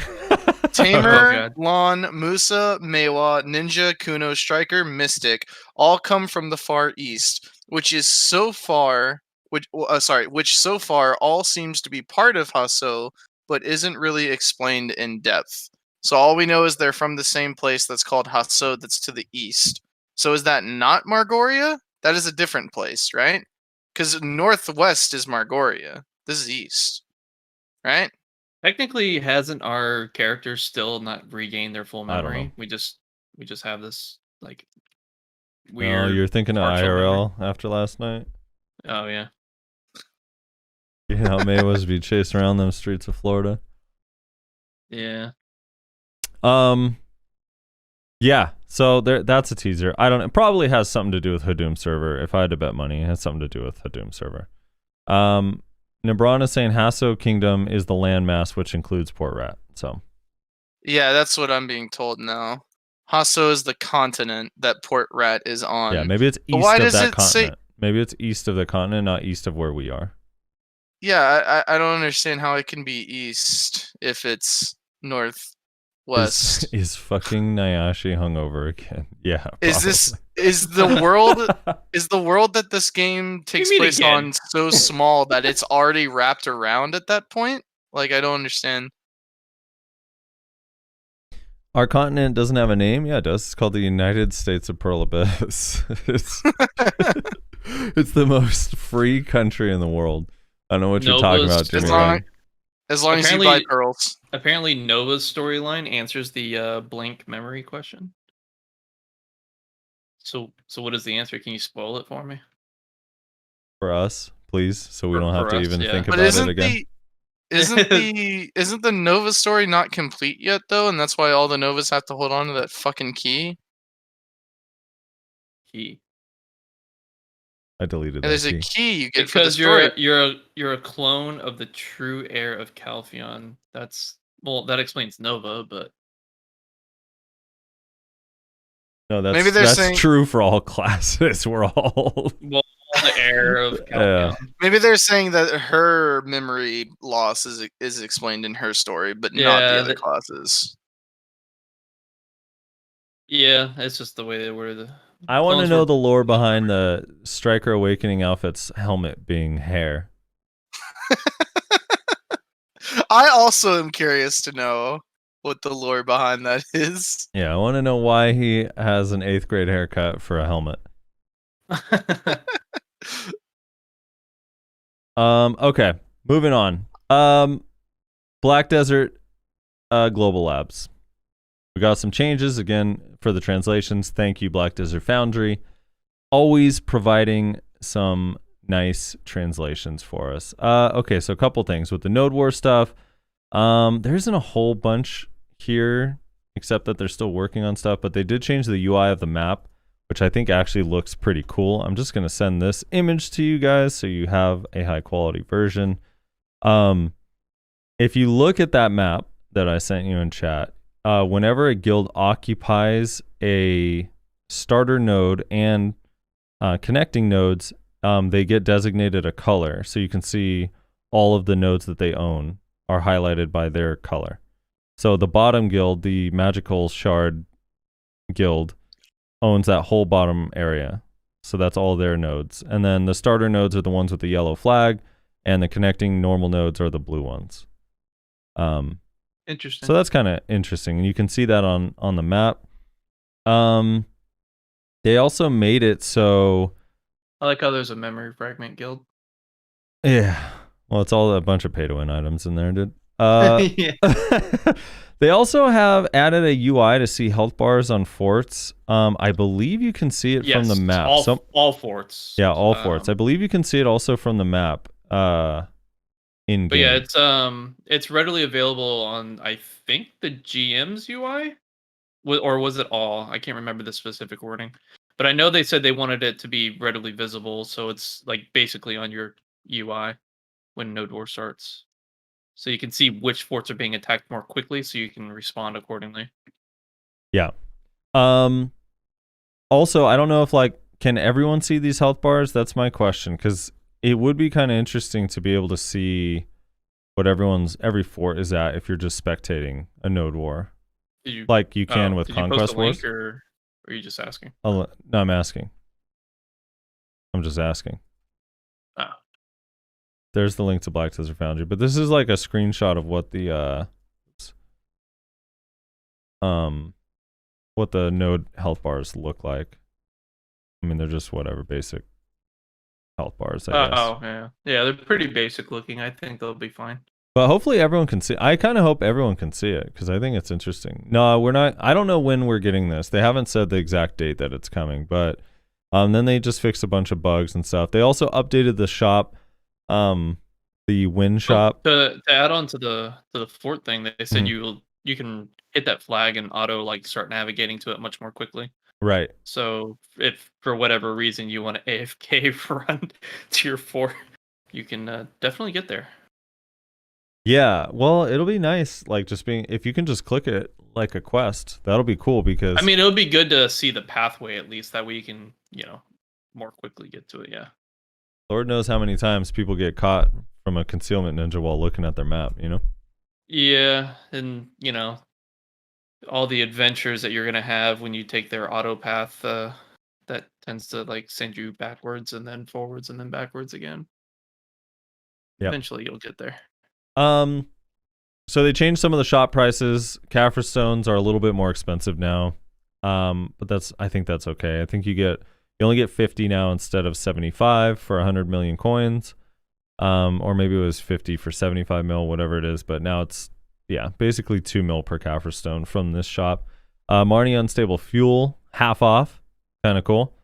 5 mil instead of 10. Perfect for me. I can only buy 5 every war though, so I gotta win a lot of node wars so I can re-roll for cheap. Yeah.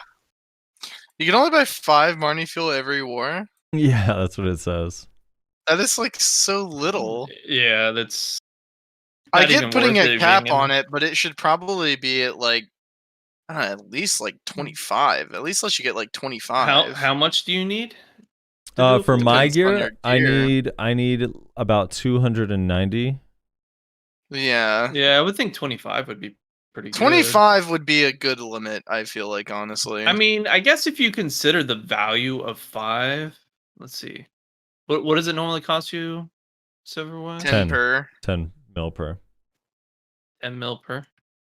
Look, Yeah, I think I guess that's really not all that 20, much. 25 might be too many though, because then, well, I don't know. You do have to win the war, so maybe not. Yeah, exactly. You don't get it every war. Yeah.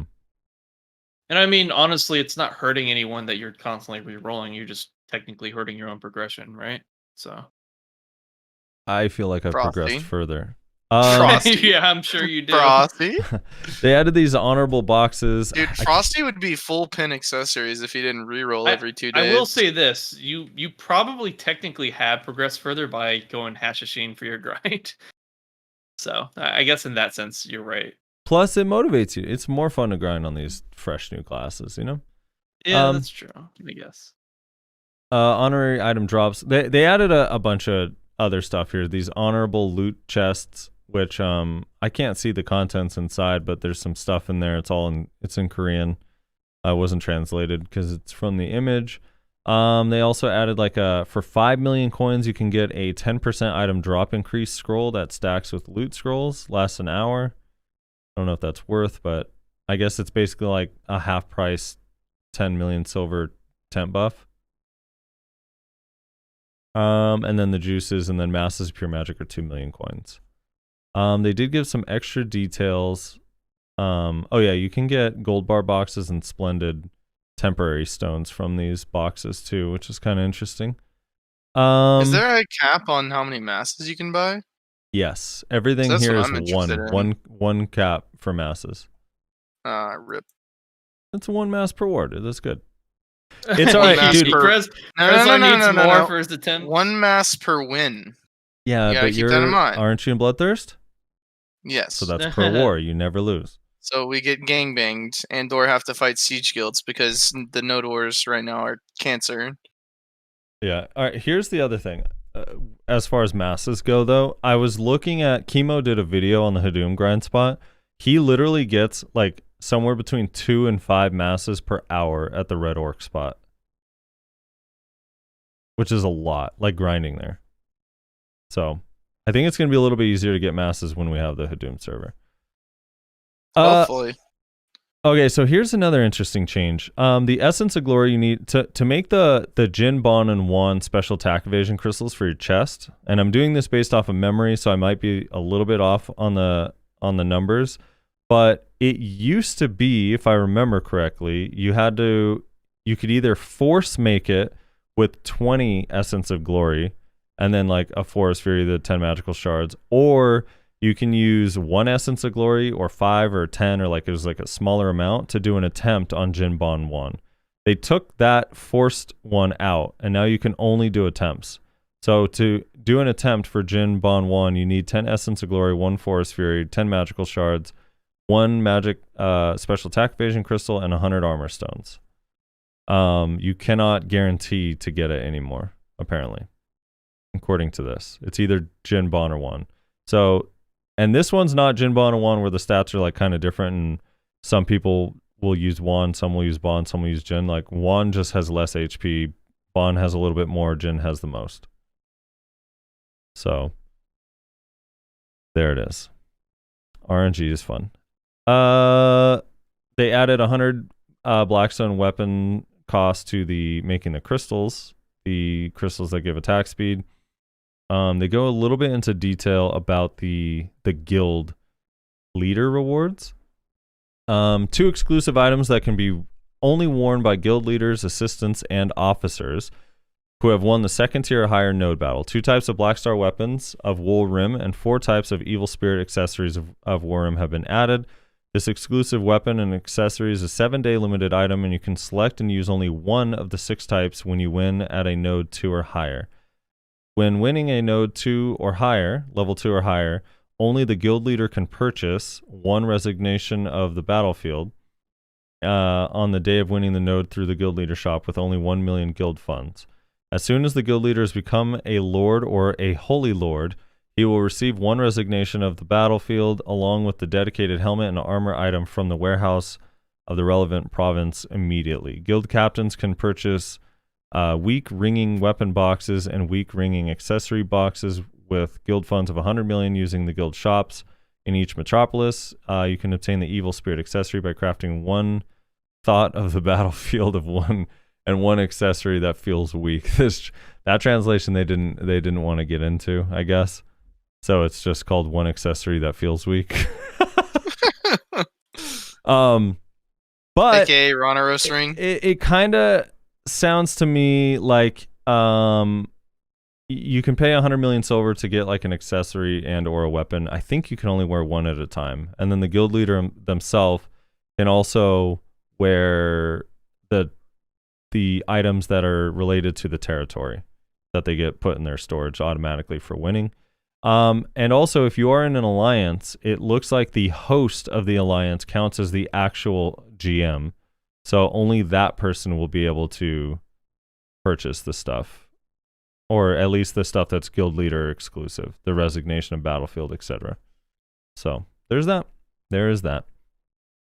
So since you care so much about it, I know you're big on it, I have a lore update for you. All right, let's hear it. So apparently the Far East nation is the nation that the Tamer and all that come from, but it is also Port Rat, which is up to the northwest.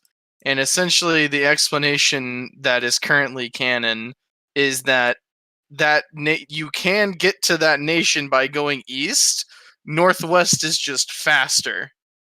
So I don't know why they still call it the nation to the far east if it's that's like it's like a planet. It's like saying an eastern MMO when technically if you go west you can get there too. Yes, but that would be like if we said, "Oh, if you want to go to Canada, you go south." Like, yeah, if you go south, you'll eventually get to fucking Canada, but it's not exactly like it. No, just no. Well, maybe it's, I don't know. Maybe it's more looking at it from we're in Antarctica, you know? We in Antarctica? Maybe we are in Antarctica. Yeah, it makes it more complex that way, you know? Yeah, well, big brain. The United States of Pearl Abyss is located in the northmost pole. At the North Pole? That's what we've concluded. That explains why there's all this snow everywhere. And well, this planet is different, okay? The polar caps for some reason are on the equator. Oh, okay. It's a strange world that we live in. This is making more sense. Okay. Yeah.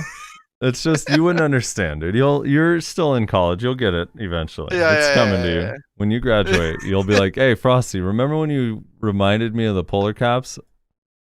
And I'll be like, "Yeah, I remember. I taught you that day. Big lessons." Poor Nayashi, dude. He has no idea what polar means. Caps, snow, ice, Antarctica. He's never heard these words before. They did a quality of life user interface change to the cooking. And I think think they put, isn't this little bar new? This little bar is new, where it shows like the number of cooks left on that tool. I think that hover over you instead of the actual utensil. Yeah, I remember people saying something about that, or like it wasn't working properly before or something. I don't remember, but I remember people saying that's a nice change. Yeah, they added the black star changes are there as well, the tooltip change and the crit and all that. They also added an option to designate a mob on the map to show up orange for you as to sort of imitate like a quest. So if you, like, let's say you're going for the potion and you want to tag all the priests at Mansion Forest, you can make them all orange on your map. Just think it's kind of interesting. I don't know how actually useful that is, but the idea is nice. Is Nayeshe AFK again? No, a Zerker is literally holding his mouth shut. So Vel in 30. Oh yeah, Vel's a little bit early today. Yeah, it's kind of cool. I think it's cool for if you're going for the map pieces and stuff, because you can also see on the map when shit respawns. What? Okay, hold on. You can't be Pearl Abyss with this fucking distorted reality and say Vel is early today. No, we are late. No, Vel, they're doing Vel a little early today, so we're gonna go to Vel in 30 minutes because they're spawning it quite early today. It's just I'm not used to it. All right. On to other stuff.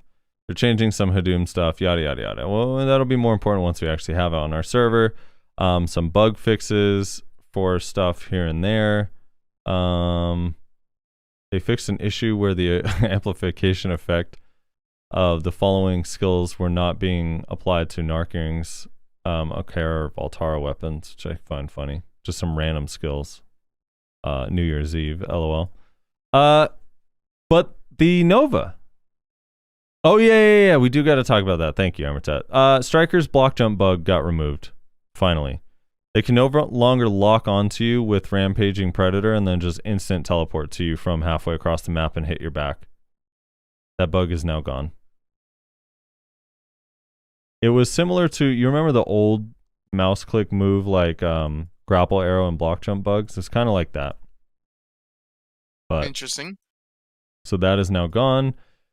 And then Nova. All right, so I would read this note about the Nova, but the problem is that it's not translated very well, so it's very confusing. But Nova got some significant buffs in Awakening, well, mostly in Succession, but a couple little things in Awakening as well.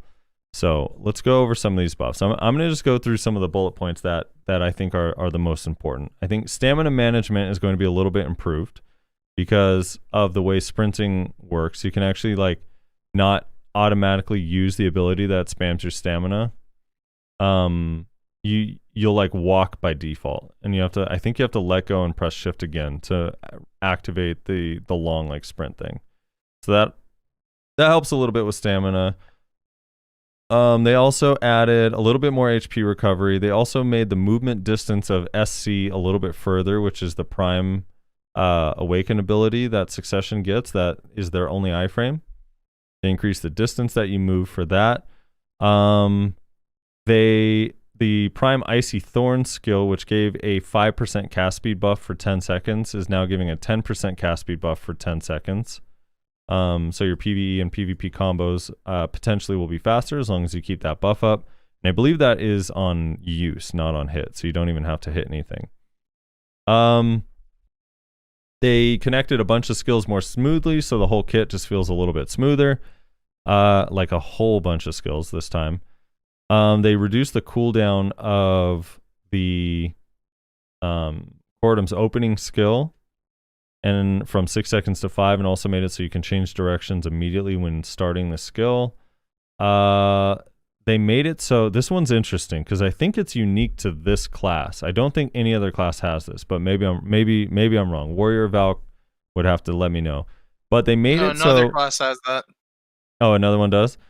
But they basically no other class. Oh, no other class. Okay. So they basically made it so when you're blocking on Nova, you will no longer be pushed back on a successful block.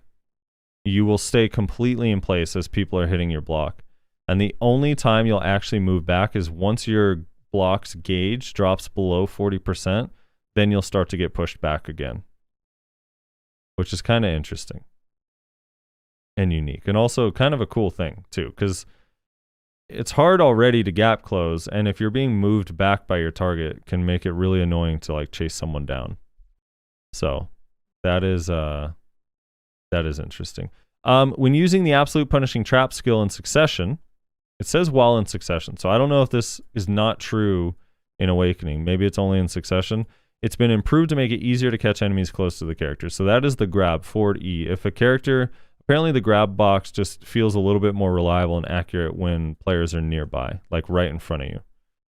It didn't make it significantly different. I was told by someone, by Briz, who was testing it himself, but he said it's helpful, like quality of life kind of thing.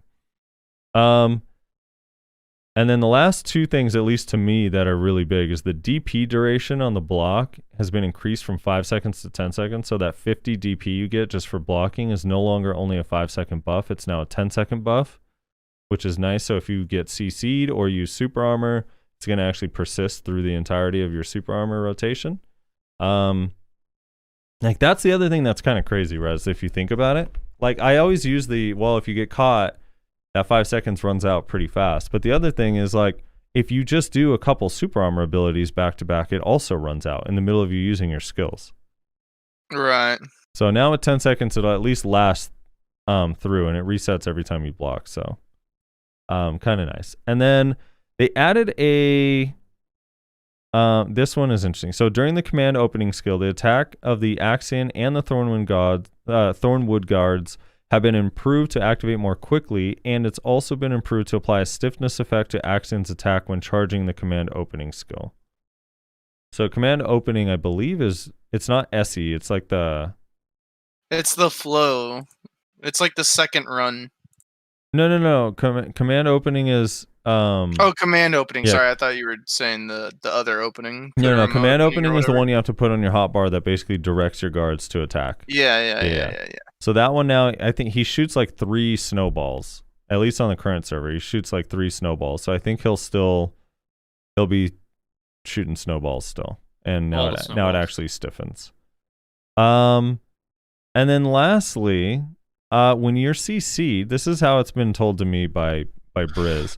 When you're CC'd and you drop below 40% health, Axion will like actually go nuts and try to CC the target that's attacking you when you're below 40% health now. Like now, he said it in this exact phrase. This was his wording. He said, if someone is killing you, when you drop below 40% health, they're going to actually have to use protected abilities to avoid being CC'd. Now, that obviously won't be true if they just like one-shot you or one ability kills you from 40% to 0, but yeah, if they're doing like a whole combo and you're actually kind of tanky, apparently Axion will actually defend you and it's not super slow and stupid now. So there you go. Bunch of succession changes. For the couple Awakening ones, let's see, where's the...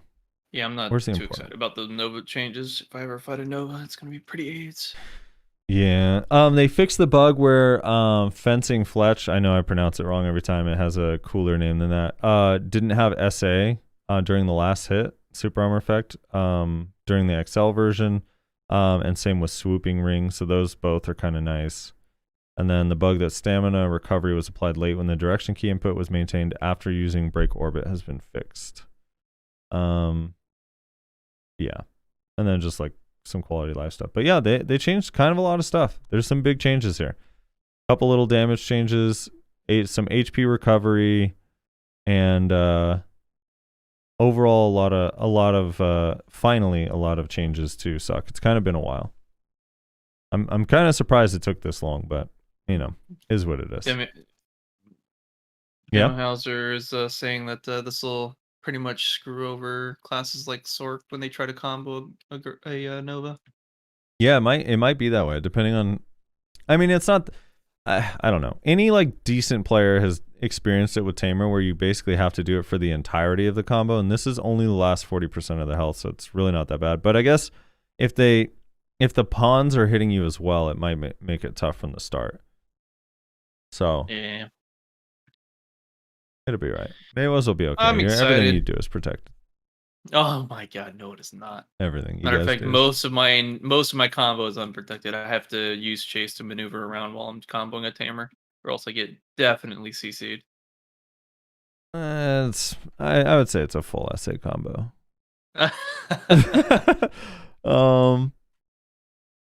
And yeah, I think that's it because we talked about the Pearl Abyss stream already. There is a 5th anniversary stream coming up. Is that March 3rd or 5th? Is it Friday, March 5th?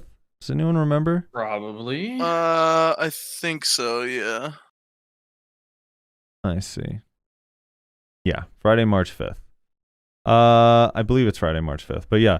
We're also getting an addition. We're gonna get a code, I believe, after this next maintenance. So on the 25th, we're gonna get the code, either the late 24th or early 25th. I don't know. We'll get a code that is gonna give us some J scrolls and a few extra All the cron goodies. stones, like 250 cron stones from the stream event. Hell yeah. The real question is, we should do bets on this. Okay. Are we going to get hammers for the anniversary event? Ooh, that's a good one. I don't think Are we so. betting on this? Did any other server get hammers? I don't think so. I doubt it. What anniversary is this? Our 5th. It's a big one. Half decade. It's the NAEU 5th, right? Whenever Yeah. you say our 5th. Yeah, our 5th. NA. I say Yeah. we are one. NA and EU. We are all one. Don't listen to Reslar. He's trying to separate us. I won't allow it. I mean, there's not mean, much of EU left. You know, they're pretty much gone. They pretty much all rerolled to NA. Is that it? Yeah, and all of the relevant people anyway. Or console. Or console? Or console. Yeah. Poor EU. One day they'll have hyped up PvP. Not to say that we do, but it's irrelevant. Anyway, all in all, a lot of exciting stuff. Like, dude, this transfer is, I believe it's going to be a long maintenance. I get asked this a lot. Yeah. I'm pretty sure you can expect anywhere from, if we're lucky, an 8-hour maintenance up to like 24 or 32. I would be prepared for the worst. Didn't 5 they to 6 say- league games, and there you go. Didn't they say something like expect an up to 24-hour maintenance? Yeah. I don't know if they did. I haven't Expect seen that up myself, to? but multiple Oh my people have told me God. that. Yeah. I mean, it is a big data transfer, to be fair, and they want to make sure everything's right out of the gate when they let everyone in. So I honestly, like, as annoying as it would be to be out for full 24 hours, I have spent the last 2 weeks off. That would be definitely fine. They're saying Choice Oh, is saying Mina- it's 37 hours that they talked about Mina it. Mina says it's 37? announced. Mina says it's announced to be a 38-hour maintenance, and she's a mod for like their Discord and shit. So I would believe her on that. They'll probably give us a 1-day value pack, Ash. Yes, I imagine.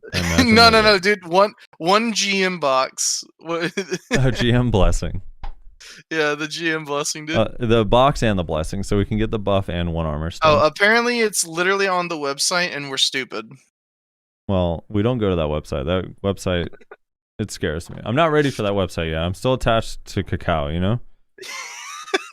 I go to Cacao's version still. Oh my god. Jax is See, just the linking problem- me the actual website. It's toxic. See, Mina, the problem is, like, I need to. It needs to be at the very top of the site, and it just needs to be in big bold letters that says 38-hour maintenance incoming. Here it is. Otherwise, like, you want me to Friday, read through all of this? I'll read you this. This is Friday 4 EST or 1 PST to 14 Yep. PST the 25th. So basically expect to be offline. Oh, dude, that's going to feel like a vacation. What should we play? Lee. Me and Nashi are gonna go play Shadow Arena. Oh, fuck. Oh my god.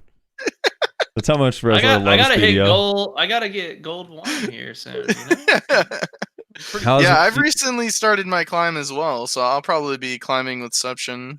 Are you still super into Valheim, or is it a little bit fading for you?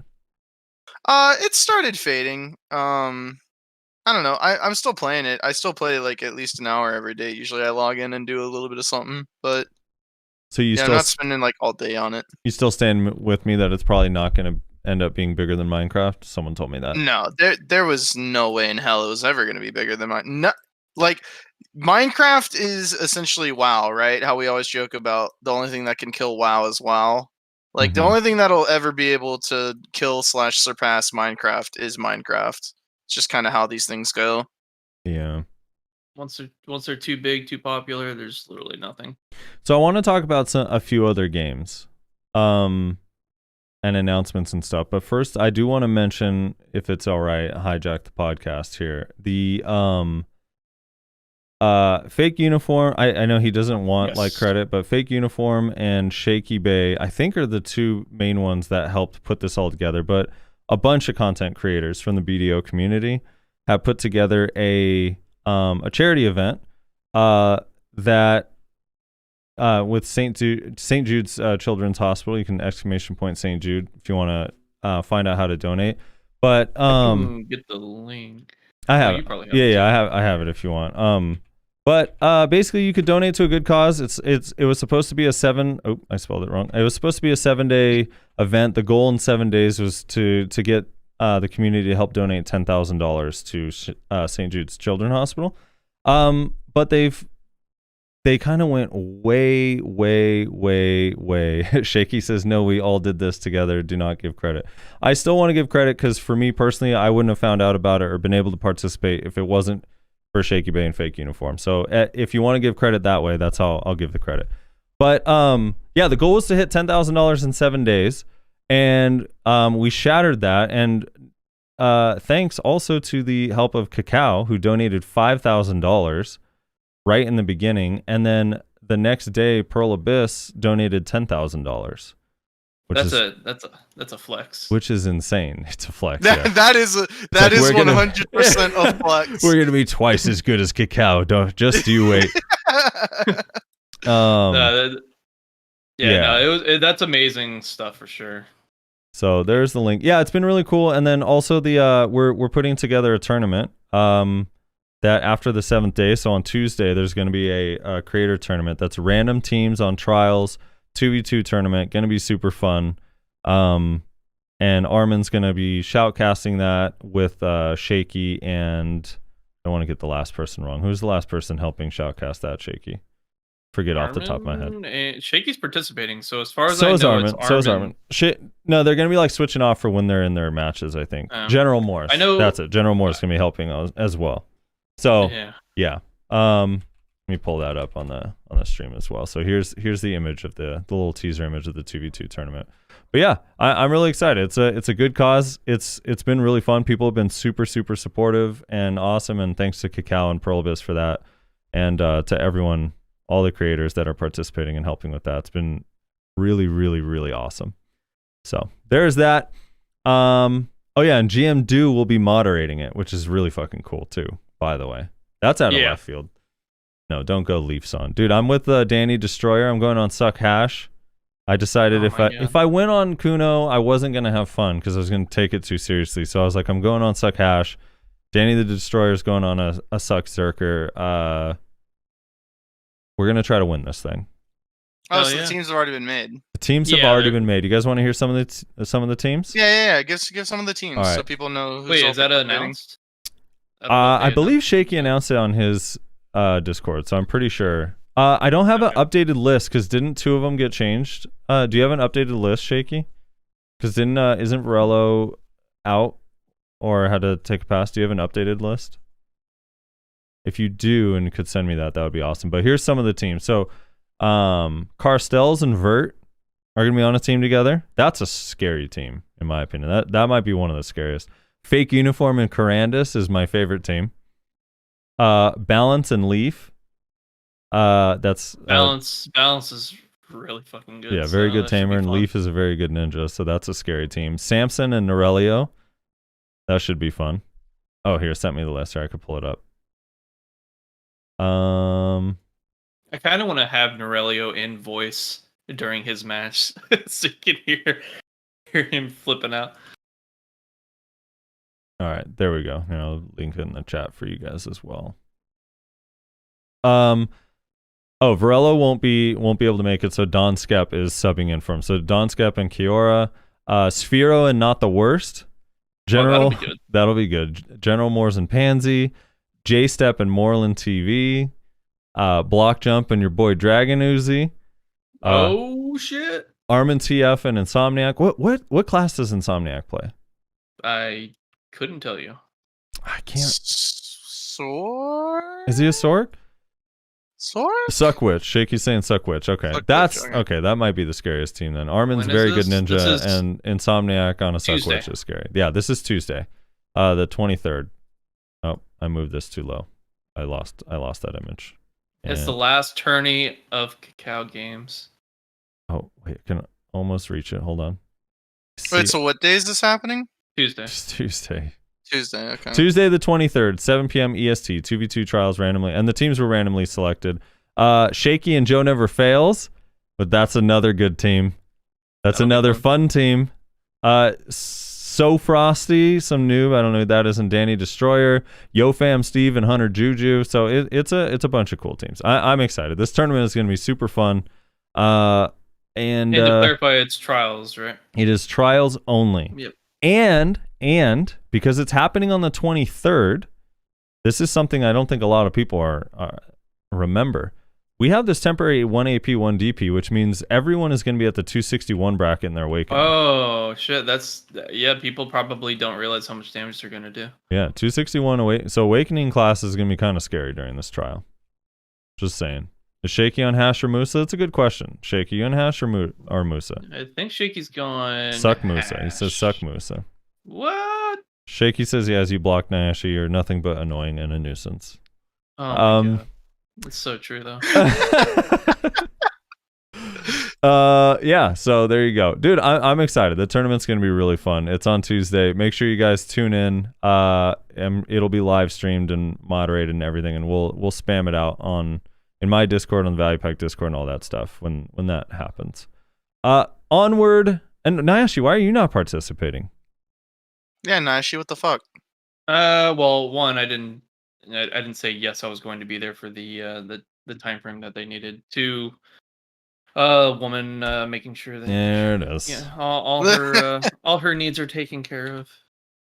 Wait. But I should be able to make an appearance at least as maybe jumping in for some co-hosting commentary kind of thing.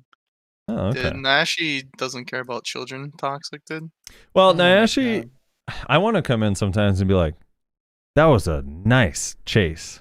Well timed That was a chase. nice chase. Oh my Good God. chase. Ooh, he perfectly timed that chase. Just want to do that, and that's it. That's messed up, man. Yeah. So, thank you, Shaky. Or count. Thank you, count. Yeah. So, dude, I'm excited. That's gonna be fun. So I want to talk about some of these other games. First of all, I don't even know. Now you have me all worried, Rez. Like I can't even play a trailer on the stream because we're just gonna get blocked. But We won't get blocked. We'll get demonetized. We'll get claimed. Maybe blocked in some countries. Would it be okay if we do the Mortal Kombat trailer on stream, or is that Yeah, is that Probably be blockable? blocked. Yeah, it's fine. All right, we're doing it then. All right, don't If- forget to get in your Velplats too, by the way. Just make sure if you're gonna watch the YouTube video for the Value Pack 100 episode, you watch it early before it gets taken down for. It's funny because the Mortal Kombat, like the original movies, I feel like people look at them as a joke, but I was a kid when they came out and I thoroughly enjoyed them. No, dude, they're awesome. I mean, yeah, there's some weird, corny graphics and CGI back then, but Yeah, I thought Whatever. that they were super cool. So we're gonna play this, and I'm gonna stream it here, so you guys are watching at the same time as me. If you want to do this, are you guys in your Velplats and ready to go? oh shit, I need to do that. Hold on, No, don't no, play it. no. All right, get in your Velplats ASAP. We about to watch the official Red Band trailer of Mortal Kombat. Yeah, if it gets claimed, I'll just do the same thing I always do, which is go, this is a 3 to 4 to sometimes 5 hour video that you were claiming because of a fucking 1 minute clip. Fuck off. And it usually works. So it just they wait the absolute max amount of time to unclaim it because they're fucking cunts. Whoa. Good Uh, language.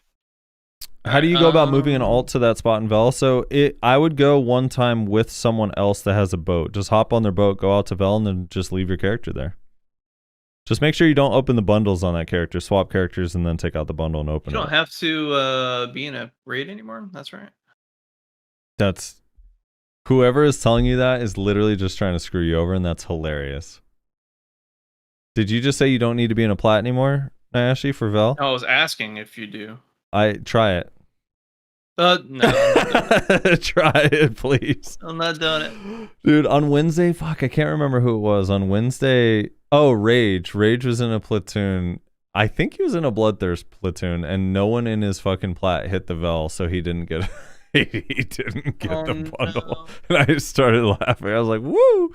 Way to start off, dude. Hell yeah. Yeah, you definitely... Yeah, that sounds like some scuffed shit we would do.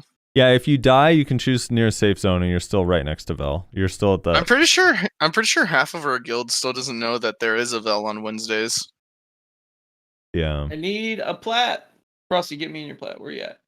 Let me see if I have room. Hold on. Come to Velia, or not Velia, Valencia 3. Next up. Valencia 3. Yeah, can you whisper me? Game? My family name is So Frosty. I'll whisper you. Yeah, I don't know. It's dude, I'm actually I got crazy nostalgia for this trailer when I saw it, dude, and I was like, we gotta watch this on stream and talk about it. I think this will be kind of cool. Rez, did you play any of the Mortal Kombat games back in the day? I was way more of a Soul Calibur person growing up. Okay. Somehow I ended up in this guy's cabin. I don't know. As far as fighting games go, there was like Street Fighter, Mortal Kombat, and Soul Calibur. You in, Ashley? On like the I'm in original the PlayStation. plat, Okay. but I ended up in someone's boat's cabin. It's okay. Pay them. Make sure you pay them rent. All It's right. like sitting in their chair now. Here we go. You guys ready? Oh, now I'm in the water. Oh wait, did I not stream it on Discord or did I? No, you are. I did. You are, Okay. you are. All right. Here we go. Hopefully the sound works for you guys. Here we go. This is the Mortal Kombat trailer. First learned about this 7 years ago. On a mission in Brazil to capture a wanted fugitive. When we got there, sorry. it tore through our unit. I'm trying to get rid of the UI. There we go. Stop trolling us. The target had superhuman abilities. It had the same marking you do, Cole. It's a birthmark. What do you mean? He was born with it. It's not a birthmark, Cole. Rip arms. It means you've been chosen. Throughout history, different cultures all over the world reference a great tournament of champions. That dragon marking? I think it's an invitation to fight for something known.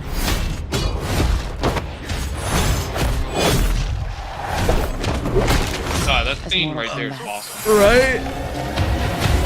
That scene is sick. These are your champions. I'm Sonya. That's Kano. I'm Liu Kang. Name's Jax. Kung Lao. Lord Raiden. The fate of Earth is in our hands.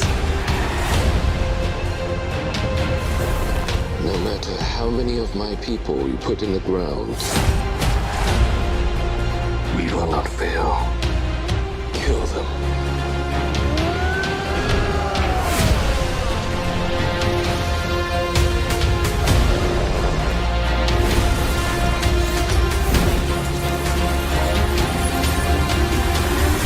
I am Sub-Zero.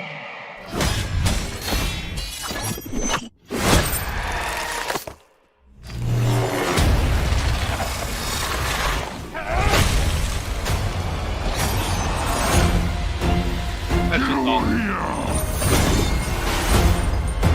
Dude!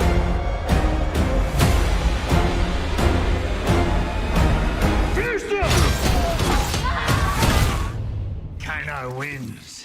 You fucking beauty. All right, per usual, Sub-Zero looks the most hype, right? Yeah. Dude, Sub-Zero, man. The way they had him portray his abilities is just crazy insane. Yeah, that Like, the reason I wanted to show that is because that's what Suck Nova was supposed to be. true. I mean, True. yeah, arguably. Grabs arguably. you and throws you through an ice wall. Dude, that shit was so cool. Dude, that movie is gonna be hype. It says in theaters and then something. Is it gonna be in theaters? Probably not, right? I don't know. It's a good question. In Florida, it'll be in theaters in Florida and then online for everybody else. Basically, yeah. It'll be available on Disney Plus. We'll have dude. we'll have the ability to have full entire groups of people in the theater. It'll be available on Disney Plus because Disney probably owns that property. Yeah, it's on They'll HBO die. Max. Will it be out before Ashes of Creation? Yes, everything coming will be out before Ashes of Creation. The only thing that won't be out before Ashes of Creation is Star Citizen. Yeah. 100% Star Citizen. Oh my god! All right, I gotta find the other trailer. There's another good one that we need to watch. And again, we'll probably. I hate to be Yeah? I hate to be Debbie Downer, but it is my job here on the podcast. Mhm. Were you? I was at least a little let down by the Get Over Here. Yes, no, I agree. Someone said that that's the weakest Get Over Here ever, and I think that's. It almost fair. seemed like he was not sure if he should say it yet. He's like, it's like Reslar saying I'm Reslar. He's like, get over here. I don't know. It felt like maybe they're trying to go for like a more realistic thing instead of like the big comical. Oh yeah, because cutting someone, like, turning their it's blood like into a dagger midair, grabbing it, and then stabbing you with it is totally realistic. Yeah, and that's what I was about to say is like, dude, you have to look at the scope of the movie you're making and like just go over the top with it, man. We're in it for the fucking blood, gore, and the fucking fan service anyway. I mean, like just send it, man. Just send it. Just send it. All right, Vel is up. Hopefully you guys are in your plats. You guys ready for this next trailer? This one was announced at BlizzCon. This one I'm personally very excited about. Oh god. This shit looks fucking cool as fuck. Here we go. How was it not yours, a wanderer? Now you know what I seek, Marius. Were these the demons from... Don't do it! It seems not fool and not acceptable. What was it after me? Arise, Diablo, Lord of Terror.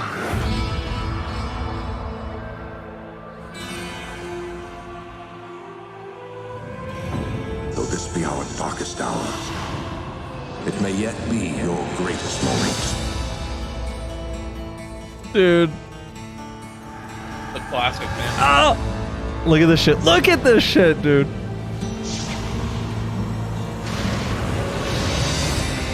Oh, it looks so hype, dude. I love this game. This is like one of my favorite games of all time. But remastered.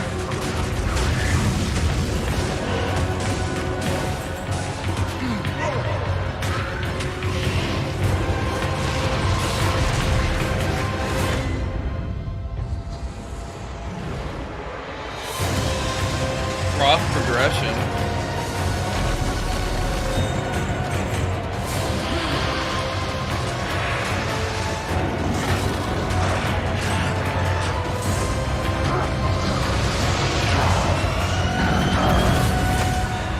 See that frozen orb, dude? Yeah. Remember that shit? Look at this. She used it on Diablo. Oh, that skill, dude. Ah, so good. I can't wait, dude. Resurrected. That's actually a good name for it. It is a good name for it, dude. I'm another one. I'm super hyped for. I am pretty hyped about that actually as well, because maybe now they'll target all the botted and crazy shit that are in the game. Warcraft 3 Reforged. Warcraft 3 was bad. I 100% am on board, and I don't know how good WoW Classic is. I can't speak to it because I don't care about that game. However, StarCraft was amazing. The StarCraft remaster was legit really, really good. And I actually think is a very, very big reason why that scene in KR is just like completely skyrocketed. Because when did that come out? That came out, I want to say 2 years ago now, StarCraft Remastered. It was a StarCraft Brood War remaster. But they added like they made, first of all, it's like a really old game that was in 800 by 600 before. And now you can have it up to 4K. It has like really, really nice textures and really cool like observer features. Like the actual animations and everything looks way nicer. It's just like everything about it is better. So like the players can still play in their old shitty settings if they want to, if that helps them with their game performance or whatever. You know, like Counter-Strike players still prefer like old tube TVs for their monitors, like kind of that sort of thing. So like the pros can still play with their whatever settings they prefer, but to watch the game is just so much nicer, like way, way, way nicer. So yeah. But the Diablo one looks good. Like Warcraft 3 was definitely a disaster for sure. So we'll see. But I think they acknowledged that mistake. Didn't they also fire that team or something like that? Didn't they? Or they moved that team or something along those lines? Probably relocated them to other projects, yeah. Yeah, but they also said in the thing that all 37 minutes of cinematics have been completely redone or changed or something like that, which that if any nostalgia people out there that used to love that game, the cinematics are like one of my favorite parts of Diablo 2. So I'm hyped. Can't lie, I'm kind of hyped. I looks just saw cool. Hammertet. Kill him. No, he got on his horse and ran away. Bastard. I was totally gonna kill him too. Oh well. Another ring from the Vel bundle. All right, we counting this? Yeah, ready. We counting it down? You Dude. ready, Rizzler? There's never going to be a worse trailer to me than the freaking Anthem one. That one makes me so sad. Me and Amortat went and rewatched the original Anthem trailer the other day and felt so sad. I opened mine early, hoping to snipe the bells before you guys. That's why me and Nayashe both are getting it. You ready, Nayashe? Oh my god, we're both gonna get it today. Yeah. All right, let's do it. On let's 3. do it. I'm hyped. 1, 2, 3. Oh, I didn't cheer. I hate this game.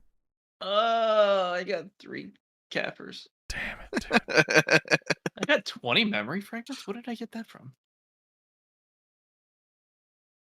Goblin says I still have Anthem installed on my PC in hopes. I don't have it installed, but I'm ready to hit that download button whenever. I'm waiting, dude. I'm waiting. But now they're in like this weird... I think we read it last week on the show. They're waiting to see if they're going to keep their They're Anthem thinking team about or just not. canceling it entirely. Yeah, they're waiting to see. You got Bingo, Ray Days, and Jack Gratz. Okay, so there is one more, and now I know this kills Rezlar inside because he really, really hates. He's not a fan of Blizzard, Things but that make other people happy. yeah, how are things that make it? Yes, exactly. But I'm down after this last trailer to make fun of Blizzard because there's a couple of things I do want to laugh at them about after this last hype one, because this one I think is also pretty cool. This one actually you said you were more interested in, so here we go. Hold on a moment before you do that. Then bear with me. He just has to walk the dog real quick. Okay, go ahead. Good. All right, here we go. This one might be a little bit long. I might cut it short.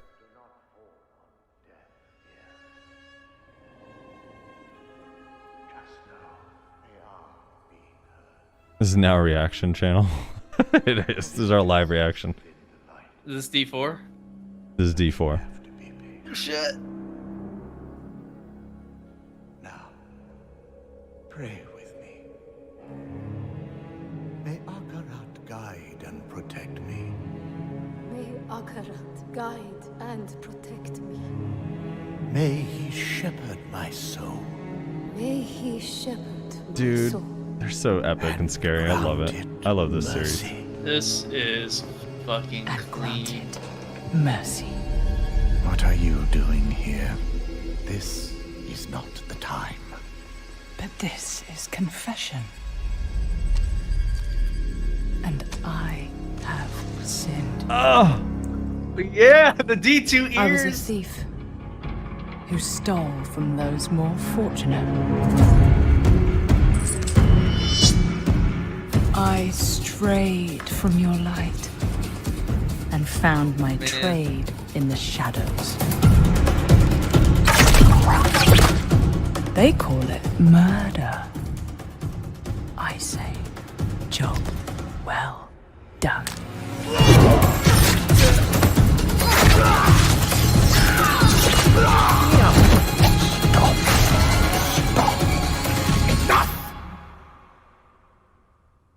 Stand to his damn I am a arm and then thief. slip back. A heretic. A murderer. Father. Will Akarat save me? is she a giraffe? You mock our light. But those monsters were a scourge upon my flock. And you, Look at them ears, dude. you were the answer to their prayers. Then we are settled. And you owe me. The name you seek is... Thank the heavens for you. Heavens. Look at her ears I gone, assure dude. you, Father. The heavens didn't send me. Shit!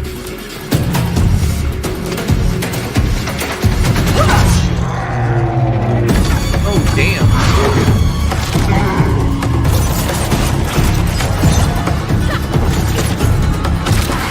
Dude, I forgot this game has mounts, which is like kind of cool. The way Yeah. she like jumps off and shoots her arrows and shit. Yeah, looks the mounted, epic. the dismount combat is pretty badass. What?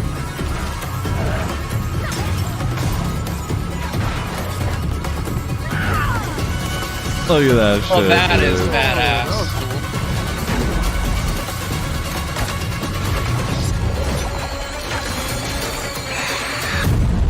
Dude, that's Feels Endariel, Endariel. right? That's what I Yeah. said. That's fucking Endariel at the end, dude. That's fucking badass. Oh, he's gonna have a fucking storage closet of ears. Oh shit, he is. This guy's a creeper. Ah! Oh god. Ah! Why did I feel sympathy or empathy pain right in my ear? Ah, dude, Does that mean they're gonna make use of the ears then in some form or fashion? I don't know, dude. Maybe. PvP? Oh man, I'm pretty hyped about that. The ice arrow clones in one clip was poison arrow in another. No, I missed it. I don't think. I mean it. So Kyther's saying it literally looks like D3. I mean, kinda. The graphics look way darker and way more detailed than D3. They definitely Dude, went for a is, darker theme. Yeah, D3 is super cartoony. Like super cartoony. D3 is like, I guess the WoW take and approach. Yeah, but I think it looks. I mean, it's the same franchise, same genre. Yeah, so it's gonna look similar, no matter what they do. But yeah, I think it looks cool, man. Both that and D2's coming out this year. The D2 Resurrect, so that'll be fun. Yeah, that'll be cool. I'll probably play that for a little bit. Either the graphics are not the same. You gotta go look at the differences between the two. They're not the same. Dude, I'm hyped, man. That game is gonna be cool. But I did want to. Wait, we have 4 classes announced now. So we have the it's warrior, the barbarian, sorceress. the sorceress, the druid, and the rogue. Right, and the rogue is from Diablo 1. Yeah, that's the just rogue from is the olden days. old Yeah, school. Yeah. I never really liked. I'm not a rogue fan in games mostly. I don't know. I guess they won't have a an archer ranger type anymore. Well, maybe Like that they is did it. Maybe there's D2. a spec, right? I Well, don't know. yeah, that's what I was I'm about saying. to say, Maybe did that's we it. not just watch the Ranger Archer spec? Well, all right. So they're not gonna have the Amazon. Basically, is what I'm getting at. they're just gonna have the rogue as that iteration of the ranged class that's physical damage. Well, obviously she did elementals too, but What the fuck says the Kun? No. I mean the assassin in that style, but I'm not like, I've never been super into bow and arrow classes in any game. I like how she gutted that first mob when they Yeah, first like showed the jumped through it. Yeah, and then it Yeah. just fucking like the gore from it enters just spilling out. Jesus. Yeah, it looks cool. If they fuck this game up, I will be forever pissed at Blizzard. I've been waiting for this game for so long. Like there was rumors and rumors and rumors for like a decade. What's and up? It never transpired into anything. Isn't Diablo 3 kind of like poorly looked upon in the Diablo community? Like people don't really like it that much. Well, it's a certain type of group of players that were like the old school D2 don't really like it as much. There's two groups, I would say. It's the old school D2 and then the people who only played launch, because the launch was bad. The launch and the first like 4 to 6 months of the game was bad, but Rebirth Souls onward, Diablo 3 was actually a really good game. Yeah. I mean, it's. But then there's the nostalgia I played it all the people. way through, and it was fun. But I mean, it kind of lost its wow factor for me, so to speak. There's also the nostalgia people that I've made this joke before on the podcast, but it's the people that say like, well, Diablo 3 has no end game, and that's why Diablo 2 was so good. But I'm guessing those people started playing Diablo 2 in year 7 or 8 because for the first 5 years I was killing cows and nothing else. Yeah, I mean, you got to understand, like there was technically an end game in Diablo 2, but I mean, you still were always going for the grind to get better items. Yeah, cows and PvP, Mavella, in fairness. The PvP was decent until everyone had Enigma, and then PvP became stupid in that game. Yeah, everyone's just teleporting around.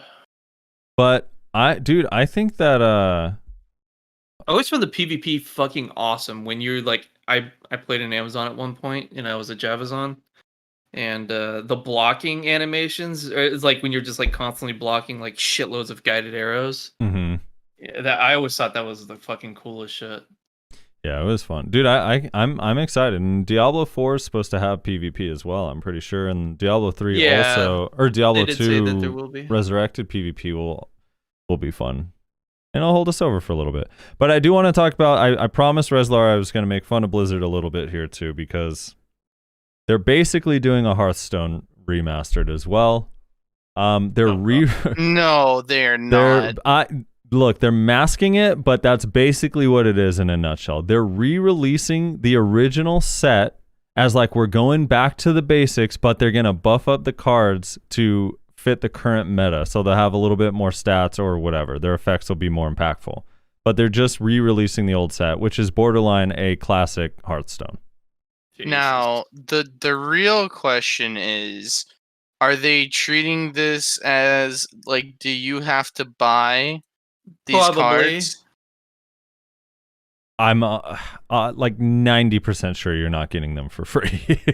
I mean, you don't have to buy any of the cards. So when I played, I was able to actually finish the complete set. Basically, you have to buy the cards. No, I played the game. Like, look, I hate what they're doing right now as much as everyone else, but I played the game for a couple months. I did not have to buy cards.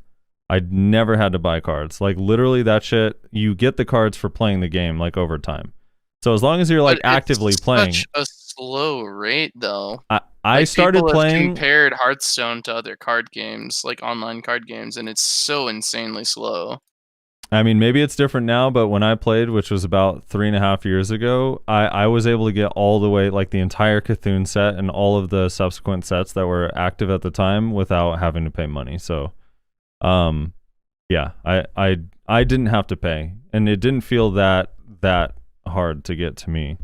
So, I don't know. I mean, I think the bigger issue with Hearthstone, even more than the obtaining cards, is the fact that every time they fell into the trap of every time a new expansion came out, all of your old cards were completely irrelevant, basically. I don't agree with that either. I mean, they phased out the old things, but that's similar. They almost copied like the Magic theme in that regard too, which kind of worked for Magic Forever, although I think Magic's having trouble with it lately. So I don't know. But either way, I'm never going to play it. Again, I kind of got bored of it. I just like my thing with that game is I liked that you could just play on your phone. I never actually played on my PC ever. I only played it on my phone when I was like not doing anything. And yeah, I don't know. It's just I thought it was funny, and then it made me think about. I was after I watched it because we were all watching it like live or whatever, and after they talked about the Hearthstone stuff, because Hearthstone announcements came after they talked about the Burning Crusade release, which is like just so funny to me that they're actually going to sell everyone the same expansion again. Oh yeah. Because Blizzard can't do anything but try to capitalize as much as they can on the games that they made 20 years ago. Yeah. They're having a hard time. I can't believe there's not any other new IPs, but I was joking how funny it would be if they do I was like, all right, here we go. That's it. All that's left. We need an Overwatch Classic. Where is it? Overwatch Classic. Let's go.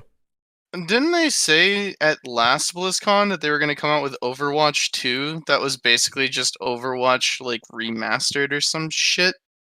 I don't remember. It was some shit like that. It was something that everybody was like really like confused about why they were doing it. I don't know the differences between the two. Yeah, I shouldn't have said sell Mavella. The Overwatch PvE mode, no? Yeah, basically. Overwatch 2 has PvE, yeah, that's the difference. Yeah, which is like really strange. Re-release Mavella, yes. You have to pay for the sub to play it, but they're basically re-releasing the same. I don't know if you have to buy anything, but they're basically re-releasing the same. I know it's just weird that they're like, and now announcing. Like, I get the remastered thing. Like, that part is cool. I'm totally on board with like these old classic games being remastered. And classic WoW, like there was a classic WoW server that a ton of people played, so there was built up demand for it. I just think it's funny that it's like, in 10 years, are we going to be watching the Shadowlands Classic being announced? Like, I don't know. And Didn't be here. Don't you didn't worry. Blizzard like sue the shit out of the people who were running that server? I don't know. Probably. They were like, "Hey, wait, we can make money off of this? Okay, sue the shit out of them, shut it down, get to work on production." Yeah. I mean, that sounds pretty par for the course for a business.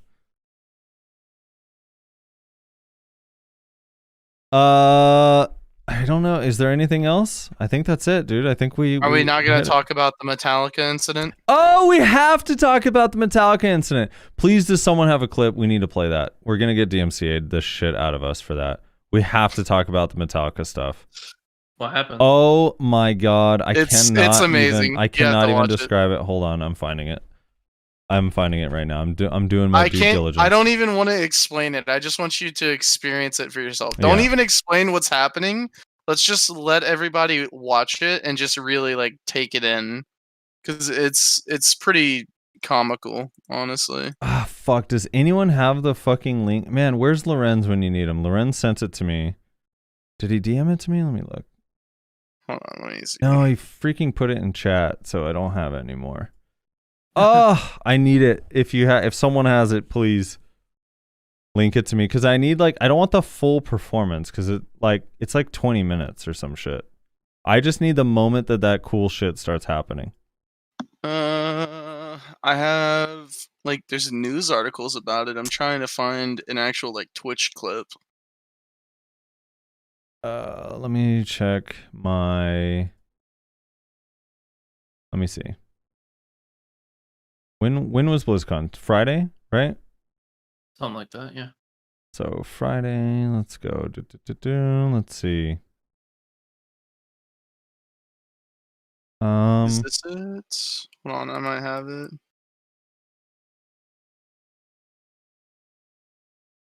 I hope someone has it. I'm sad that I don't.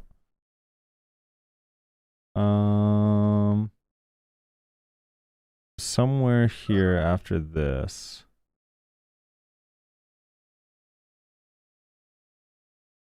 Is it this Just one? give me the fucking. No, the clip that I watched is gone. It got deleted. Yeah, it's Really? gone. Did it actually? I might Hold have on. to describe it. Hold on. I think I might have it here. Wait, Eumenidai's got me. He's got me. He's got it? Yep, he's got me. Throw it in the Discord. Okay, here we go. Okay, I'm gonna. hold Let on. me. We gotta watch it. We gotta watch it together. We gotta watch it together first. So I'm gonna stream this. Here we go. All right. Hold on. All right, here we go. Because Let me know once you all are in. This is beautiful. This is amazing. This is like my favorite thing ever. We are a reaction channel at this point. Yeah, we are a reaction channel. That's fine. This was too good not to react to. So this is at BlizzCon Friday. Metallica's performing. They've performed for them a couple times in the past. Nayash, are you in the stream? Yes. All right, here we go. So this is a live performance by Metallica. Live, just yep. so everybody knows. At BlizzCon.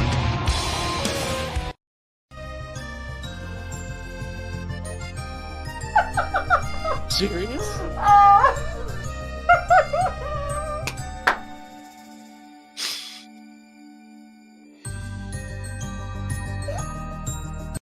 It hurts my heart. What? It kills me that this is happening. We gotta go one more time, dude. The transition's so clean. This actually happened on the stream. It's like clown music. Oh my gosh. What the actual fuck? Oh my god, dude. I love the close up on the guitar during it too. I like the drums. There's no beat, dude. It's just like a xylophone and this drummer's hitting the drums so hard. Oh my god, dude. It's too fucking good. So you know they're pissed about that. Oh, they're so pissed, dude. To explain what happened there, basically, Blizzard had Metallica playing a live concert at BlizzCon, which they were streaming on their Twitch channel. Twitch apparently took it upon themselves to mute the audio and to play that over it, is what I'm reading here. That is hilarious. Did that actually? There's no way. What article says that? I feel like it was a producer issue. Someone literally just went back to the stage music by accident. No, this is there's several things that are let's see, Loudwire, Tech Times, Hollywood Reporter, Dota Esports. There's like a bunch of different websites that talk about it. Seriously, it was actually Twitch. Well, if that's the case, Blizzard. Twitch is going to be in trouble for that. Oh my fucking god! This is on Twitch, not Blizzard's fault. All right, there it is. Then yeah. Twitch fears the DMCA mutes Metallica music on live stream. Dude, they literally start playing clown circus music. That's hilarious. It's like borderline Harry Potter. Yeah. So that's because they were saying that it was because of the DMCA that they did that. Well, I think it's just I don't think they said. I think it was an automated thing, right? I don't think they said because of DMCA we had to do this. I think that's what just people are just saying. But it sounds like just Twitch automatically did it. And it's like the band literally is in contract with them to allow them to show this and stream it. Like, Jesus Christ, I would be up Twitch's ass about that. If I was Blizzard. if I was a higher up at Blizzard right now, like I would be. I mean, on after you're done Twitch's laughing, ass. then I would pursue it legally. If this is because seriously, if this is we're in Rona times, right? So I don't know how many people were at BlizzCon, if any. I don't know what kind of capacity they were allowed to have, if any. I'm assuming not a lot. No people were there. The no whole thing people was whatsoever. Yeah. So that means that this is an online concert, essentially, right? This is completely online. There's no people. They paid probably out the ass to have Metallica perform at this online concert, and then Twitch just goes, yeah, nah. I would probably look into suing, honestly, if I was Blizzard. I would. Because they paid money for that concert, and then Twitch just took it upon themselves to be like, yeah, no, we're not going to let this happen. I mean, honestly, Metallica has rights to sue on that too, because that's potential revenue they lose, arguably, because they're showing their band, their music and doing all that, and you just basically cut them out. I would love to know what the people who run Twitch are absolute fucking clowns. Like, let's get that out of the way first. But I'd love to know which fucking clown it was that pulled the plug on that. Like, who was watching that and was like, "This is going to be a problem. We need to handle this." Yeah, it's some freaking ridiculous. Unreal Yeah, I thing. think actually though, not everyone saw this. I didn't stay and watch because did it also happen? Like, what happened with YouTube? Because I'm pretty sure BlizzCon was technically streamed through YouTube, wasn't it? I'm pretty sure my link I had no idea. that I was watching was on YouTube. So I don't know. I don't know how it works. Wait, if that's the case, did that only happen on Twitch, or did that also happen on YouTube? There was nothing on YouTube. I don't know. Maybe it wasn't on YouTube. I could have swore when I actually went to the BlizzCon channel that it. Well, I didn't. I left before Metallica performed, so I'm not too sure. But I was watching it through YouTube. Acarius is saying, or Acarius is saying there was nothing on YouTube. I watched it there. What does that mean? Like it didn't. Like it played normally on YouTube. There was no fuck up on YouTube. Okay, so yeah, it was only on Twitch. Man, Oh, this is Twitch specifically. That's Woo, sad, dude. Twitch is going to get their ass chewed out legally for over that. That's huge. That's a big deal. Yeah. I mean, it's hilarious. Obviously, it's hilarious. Dude, stop. Yeah, what you said, the drummer's facial, like, Frosty, you were excitement just is racking up the DMCA claims I'm gonna have to deal with today, dude. Get fucked, Reza. There's another claim I'm gonna have to deal with now. Thank you. Yeah, probably. Yeah. Man. Oh well. The weird part is, Reslar, who are you going to be DMCA'd by? Twitch? Because Everyone. you have their clown music, or No, Harry Potter. Because Frosty just did the Harry Potter noises. So Yeah, the and fact apparently that you they're recognized it means I'm screwed. They're mega aggressive apparently with their fucking property. I'm trying to find. I have. Oh, this one doesn't have live chat. Damn, what the fuck? Oh, dude, the live chat one was funny too, because like people were just dying, dude. Everyone was just like, "LOL." Dude, someone said in the live chat that fucking had me dying. Like, "Hey, wait, they got better right when it swapped." Oh my god, dude. Yeah, that's I mean, this is funny. like this is. I mean, there. I mean, who knows? Like, disclaimer: we're not fucking lawyers, but I would assume that this is going to be a serious legal issue because this would be as if a fucking a concerts. You know how there's organizations that hold concerts, right? I don't think it was officially streamed on Twitch, which is why I don't think that was an official stream. I think it was. No, because they were streamed through. BlizzCon was on YouTube. I don't think it was on Twitch. Like you mean to tell me you don't think Blizzard has set this up on all fucking platforms? Maybe they did. Yeah. I don't know that for sure. But their website link on their website, where you go to BlizzCon, you like search BlizzCon 2021, and then it would link you to their page. It was literally just, it had a YouTube play button, and you click it, and it starts streaming. Well, if it was only YouTube they had a contract with, then they really can't do anything or say anything about the Twitch thing. But I can almost. Like, I find it hard to believe that they wouldn't have a contract with Twitch to make sure that this went smoothly. Lars is, Humanitai said, someone said, Lars is finally playing on tempo, end quote. Oh, no. Man. Blizzard was on Twitch?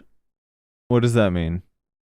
Blizzard was on Twitch. Oh, like it also, you're saying there was a second stream on Twitch? Okay. Then. That's what I'm saying. Like, there's no, why would Blizzard not have Twitch? Yeah, contract? they had to have an official Twitch. Gotcha. Like, you're talking about they one also, of the they also highest had viewed gaming platforms, and I just was trying to make sure because the link on their website was YouTube, but I guess if you went to Twitch, you could see it as well. So that makes sense.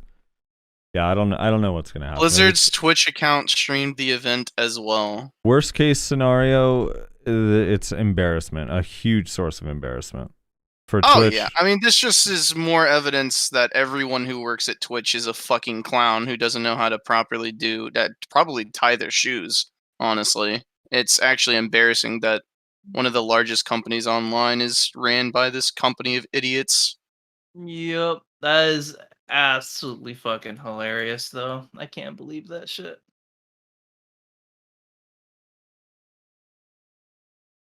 Got it. All right. On to the comments. We got anything On else? to the comments. On to the comments. For those new to the show, we do read the comments every single week on the YouTube video. So if you want to leave a comment, make sure you do so when the video is up tomorrow. And hopefully weather over in Texas is okay and Resler does not lose his internet or power or water. Is everything all right with you, Resler? That was kind of a crazy week last week, huh? Yeah, no. If only we just went to Cancun, everything would have been fine. Dude, a lot of my friends that live in Texas, like they all had different issues. Like Amritat lost power for a day. I think Xavius lost power for 2 days. My friend Trevor that lives out there, he didn't even lose power or internet. He only lost his plumbing for 3 straight days, that's hard to deal with. That is when you're really snowed bad. in and can't leave, because he was snowed in. He's like, dude, we literally couldn't get to our cars. And I was just like, damn, that's crazy. So they were having to like actually use buckets as a restroom in like freezing cold weather. But he's like, but we still had electricity and I could watch Netflix all day. Otherwise it would have been even more miserable. And I was like, that's insane. Yeah, that would have been fucking awful. So yeah, hopefully everyone's power is working okay and we get the podcast up and all that stuff. So hopefully everyone in Texas is doing all right now. All right, Oreo Sandwich says, impressed you could upload from inside a glacier. Nice yeah, work, luckily Rosa. by the third day, it was pretty much entirely like gone in my area, so we were able to handle that. I lost internet the first night, and the second night, internet was off for about like 9 hours. So yeah, that's why the podcast was delayed. In case anyone doesn't know, probably should have opened with that. But yeah, more pressing things to talk about. Alexander LaFortune says, remember that initially the Blackstar main hands had 3 cast speed and +3 crit when it was first teased, so the 2% crit damage is probably a survivance from the developers when they took the crit away from it and maybe decided to slam something in it despite it all. This is the most probable moment I could see when this crit damage originated from. I think there are still devs in Pearl Abyss that love hidden stats and try to keep some in there. These comments are awkward to read now that we know, what's actually going on. But well, I mean, that theory could theory. still hold true. Then you side with that. The whole post about them making a mistake and it was an oversight and they blatantly messed up is a lie. Well, no, that's what that comment is saying, right? That they could have accidentally left it in from before and they just forgot to. That's not what he's saying. He is saying the 2% crit damage was added in after because they wanted to give it something after removing the 3 cast and 3 crit.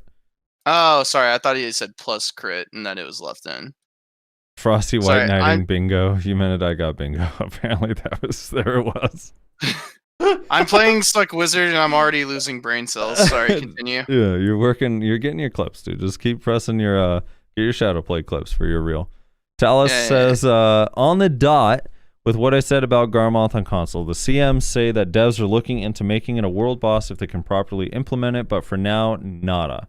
Hey, I'm a part of this podcast. Thanks for listening to my console rants. Console's in a weird state now, but once we get the content that you guys have, or at least more than what we have now, then things that make console different from PC will be really minimal. Only things I can think of off the top of my head that will always be different is hotkey rebombs, mouse movement, and the higher FPS. Other than that, when we get Caphras, when we get the new grind spots, when we get the new systems that you guys have, we'll be close to where you guys were and be playing that version of the game that will then only be slightly different than the game you play now. Sure, it'll always be worse in some ways, but I accept it for what it is. This is why I don't want to switch. I've already got my feet planted and done so much, gained so much, spent so much that I don't really want to do it again. But if they give Trials Precisions again, I'll make a PC just to PvP with you guys. That's a half-baked promise right there. We appreciate that, Talus. We appreciate that. Pink Master, what if they add Blackstar offhand? How similar or different of Kudum and Nuver would it be? I don't know. That one's more weird because Kudum already kind of plays the role of having monster AP. Right, that's kind of the issue. I feel like if they came out with a if they came out with a Blackstar offhand, they would have to change Kudum to be, instead of the PvE offhand, to actually be a proper like just it's meant to be the hybrid or like even maybe DP or DR, whatever you want to call it, like offhand, boss offhand. I don't know. Yeah. It would be weird. One of the offhands would get left in the dust super hard, so it'd be insane.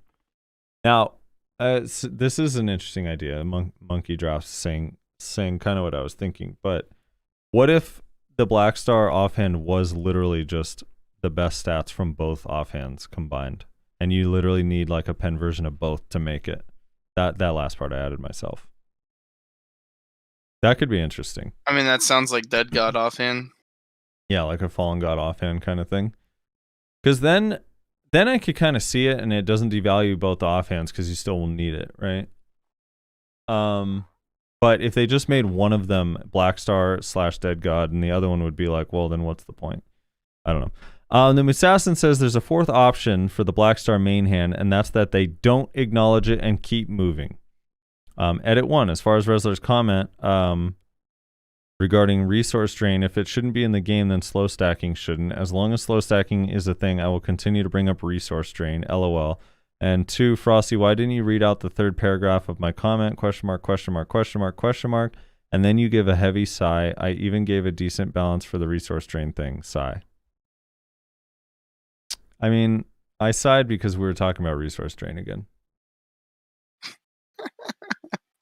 Yeah, slow stacking shouldn't be in the game, and neither should resource draining. Moving on. Yeah. Is Fallen God offhand confirmed? No. Ishmael Cortez says, buff Orkinrad belt. That belt needs help. HP earrings, please. I don't think Orkinrad belt needs buffed. Maybe on the lower levels, but not at pen. Orkinrad belt's actually very good if you're using that build at pen. People meme on it, but I don't know why. People like Rage know what's up, dude. Mateo Delaire says you don't have to make them look like models. Not sure what this link is. I'm scared to click it. It's timestamp of it's text, highlighting text. I don't know. Not too sure. But you know, we do our best. Titan Squirrel says when Rez talks about getting a monster class, I thought of a survey that was done for League in different regions asking whether players wanted more humans or more monsters as champs. It was roughly 50-50 split for NA, but Eastern players heavily favored sexy humans. It's the same in anime, where ogres are people with little horns and goblins are green-skinned humans, and looking into it, I found a reference to the theme that Eastern legendary monsters are supposed to be introspective and make you think about the monster within yourself. Also, I think it makes the heroes more relatable, and Eastern players want to see themselves as a hash as opposed to NA players who often want to be a scary demon. Love the content, guys. That is like the most extremely reasonable comment I've ever read on this show. Extremely reasonable. Yeah. I think those are valid points. I mean, I get the you know, the idea of what they're talking about. Like it's fairly true. Yep. Clayton Alexander says, BS crit damage. I doubt it was a mistake. Seems more than an attempt to me to make sure Black Star stays even more, or stays more even, or doesn't fall off slightly behind other options while not wanting it to seem stronger than it is, so less informed players on how crit damage works, helping keep other options still relevant. Lost Soul says, my pen Black Star just got better. By the way, New World dropped a few info. Looks like they're headed in the right part. I haven't played BDO since Valheim came out, TT. You still playing Valheim with Lost Souls, Rez? Wait, we talked about this earlier. Have you already forgotten? Oh, did you mention that Lost Souls is still playing with you earlier? I didn't hear that. No, part. You asked me if I was still playing Valheim earlier. Yeah, I said, are you still playing with Lost Souls right now? That was my question. Are you only listening to half my questions? What's happening right now? Completely different question then. Yeah. Dude, I saw him at a GVG yesterday. Oh. The day before, so. Well, he's commented this 4 days ago, so it's, you know. Genesis Johnson says, effect rings would be very enjoyable change and add some insane build diversity. For example, a ring that provides life leech, so it has -1 AP, less at each level than a crescent, but a base, a 5% chance to recover 10 HP on good hits, rising to 25% at 50 per good hit at pen. Others could apply burn or poison procs. i.e. Radical Raging Ring, 25% chance at pen, -1 AP less than pen Crescent, to deal 15% of total HP as burn damage to attacking target on good hits. -15 HP at pen to self for each applied effect, or an AoE heal, even attack speed buffs. Hell, even a necklace or belt that has a % chance to wipe debuffs on good hits to counter slows or DP debuffs would add a unique level similar to crystals and gear. He got all excited about this idea and went ham. Yeah, I think some more unique effects would be really cool that don't like completely just change balance entirely. So it's still relatively simple to balance. But yeah, it is hard for me to be excited. Like when I think about the Hadoom's accessories that they said are still coming with the belts and the rings and the earrings, I'm just like, well, like what are you gonna do? Is it gonna have more AP or more DP? Because that's all that's really on items or accuracy. So yeah, it would be cool to have some different things. Which I'm still kind of blown away that they haven't really done, because they did the BSR on Tungrat earrings or Tungrat accessories and then never really went anywhere else with any other themes. It's kind of interesting. Titan Squirrel, sorry to comment twice, but when Reslar mentioned Haunter evolving, I sighed thinking how lame it is that scary-ass ghost gets fat with the little chode legs. So glad Frosty echoed my dismay out loud. Yeah, Gengar is stupid. I don't understand how this really cool-looking purple ghost that like haunts you turns into a kid that, you know, eats too much. It's weird. I don't understand. And he gets like these weird little legs. Gengar is like the lamest. He should be like level 2 or 1, and then Haunter be the final evolved form. It's strange. Gengar is trash. Are we fat shaming here? Gotta do something with the clothes in the background. I mean, Haunter is pretty badass, but I like Gengar. Yeah, Haunter. No, you don't. No one likes Gengar. Alex Gotcha says 1 hour 40 minutes. There's an advantage of being an MMO being slower paced than BDO. The servers will actually be able to keep up with the character's movement, causing less/no desync. That's true. Queso81 says, was I the only one who correlated adding the C skills for succession for lack of having a C swap being an essential part of any kit? Well, they said, I don't think that association really works. I don't think it's supposed to feel or look like C-swap, if that's what you mean. I'm not sure if that's what you're saying, because they did mention that one of the reasons they wanted to do succession is because some people don't like the feeling of C-swapping. So yeah, I'm not too sure what you mean, but I do think there's some correlation there. Blairy X's great podcast as always. Just wanted to say console has all the class buffs for bomb buffs, etc. We're exactly on the same page with buffs nerfs. We just don't have Caphras, life skill masteries, Vel, and bigger grind spots. In Siege, it's melt pot for us. The damage is way too high without Caphras. I'm full pen, including pen accessories, but I recently started on PC. Will most likely do full switch. Even hit Tech Crescent on my first day on PC. Wait, how do you hit a Tech Crescent on your first day on PC? Did you just buy 4 Crescent Rings and say, fuck it, we're going for this, day 1? Reslar, were you even close to a Tet Crescent Ring on your first day of playing BDO? No, absolutely not. It's new players, man. They have it so easy. Look at what I linked to you, by the way. Have you seen that before? Reslar was still scared of going for Pride Market Shadows. Let me have a look. No, what is this? That's the evolution of Gengar. It's called Mega Gengar. Oh, yeah. It looks like a mix between Gengar and Haunter. Yeah, it's basically just Gengar with his legs detached again. He's like evolved and then de-evolved. I don't know why also he has Pikachu's eyeball on his head. Super weird. Something Void says in before often has 50 hidden human damage on it. Wouldn't that be cool? Then Ashley would be vindicated. Jimmy Lang says, Frosty's so tired of reading Musa complaints. All energy he has left is to give a sigh. XD. Pretty much. No, it's not Musa complaints. It's just unreasonable Musa complaints. Change name Costos says they should cap Siege at 50 players, but let Siege guilds place on 2 territories and Node War during the week, and Siege is fixed. I mean, I don't know if Siege is fixed because of that, but it would definitely be an interesting change. That would be nice. Kenichi Sai says, if they release a Zarka costume, I hope it doesn't become too weird with the tentacles and all, but I do want it to be like Tekken's Anna Williams octopus costume for the female classes. I'm all for giving Musa the resource drain back, provided it's a 30-minute cooldown. They get the 200% treatment. All right, let me see if I can look this up. Tekken's Anna Williams octopus. Let's see if I can find a picture of this outfit that isn't too... Okay, this looks...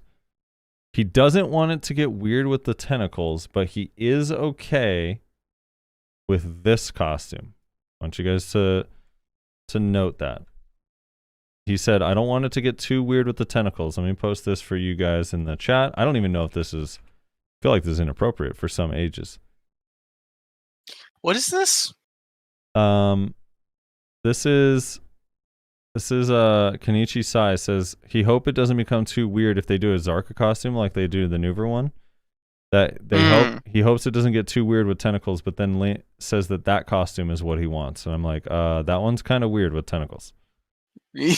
That one got a little weird with the tentacles, so I don't know. Yeah, that is a little weird with the tentacles. I would have to agree. I don't want the tentacles to be weird. I just want them to have a ton of tentacles and be covered in them. Amani, I tried. That's a little weird. I tried looking up why Gengar looks that way for you, but I couldn't really find anything. So I guess he just looks that way because they thought it looked cool. Yeah, I guess the evolution of a ghost is a living human that has legs and walks. Well, he's still a ghost. I think because I remember something a while back. I remember hearing or reading something that was supposed to be like he's supposed to be the shadow of a child or some shit like that. But I can't find anything about it, and I don't remember who or where I read or heard that from. So could be complete bullshit. I don't know. Yeah. So you're saying the evolution of Haunter is a child from Nightmare on Elm Street, one of the haunted kids, dude. Kenichi Sai said, or no, we read his. Amani Fitness says, you're welcome for your second Super Bowl win, Nayaashi. Tom Brady pats all day. He's basically saying you're welcome, Nayaashi, for giving you Tom Brady. And apparently we were given, even though he decided that he was tired of the monotony of being in fucking whatchamacallit. In fairness, you guys almost won with Jameis Winston. Yeah, almost. It's Pride says, quick question for a friend who just got a new dog. How did you train him so well? A specific instructional style or question mark? Great podcast. Looking forward to the next two. Hopefully Elvia's Realm comes out soon. Looks promising. I think, is he referring to my training of the cats?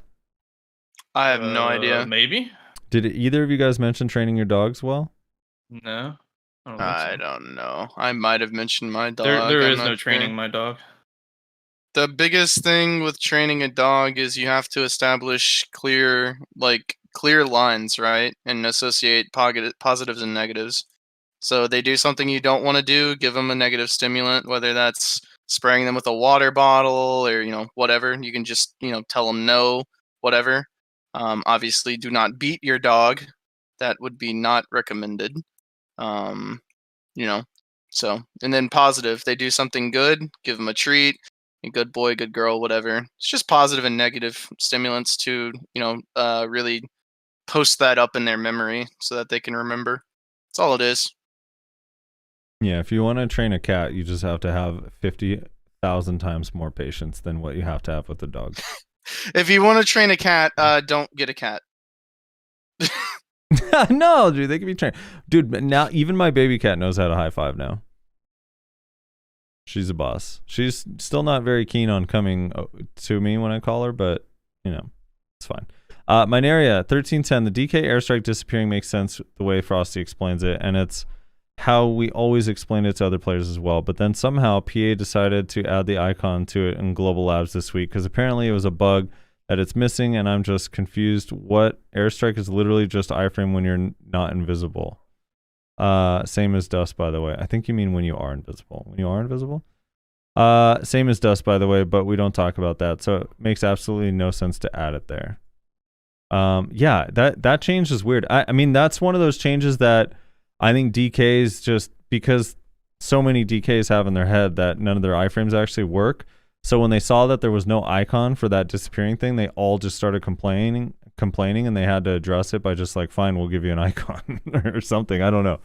It's very strange how that works. Yeah. I'm curious when that actually comes out, if your nameplate will still be there too during airstrike. So that'll be kind of Probably not. Yeah. I have Mina in my chat asking Frosty cat cam when. Frosty cat cam. Soon. I do want to do a cat cam, dude. My cats are awesome. You guys want to see a picture of my cat, dude? Look at this, dude. Look at this kitty, dude. This is the new one. She knows how to shake hands now. I'm putting this in the Discord for you guys.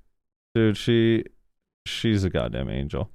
She actually was like, the funny thing about this picture is she was randomly looking out the window and then was like grabbed onto the top of that pillow, that cushion, and then just started falling asleep like that. And she actually fell asleep. She was for a little while completely asleep with her hands up like that. It looked hilarious. It was her trying to look out the window. Yeah. Dude, she's an awesome cat. We decided, I don't know. Never mind. I'll talk about that later. All right. So moving on. Mineria, second part of Mineria's comment, 116. Rez, how do you think the takeover is supposed to happen without a maintenance? Anyway, I also assume that the cacao part will be removed fairly soon, as they are giving a new launcher to website players and probably also updating the Steam version to a new part. Oh, and they finally let an Elion related post stay. Oh, nice. On the official forums. Nice.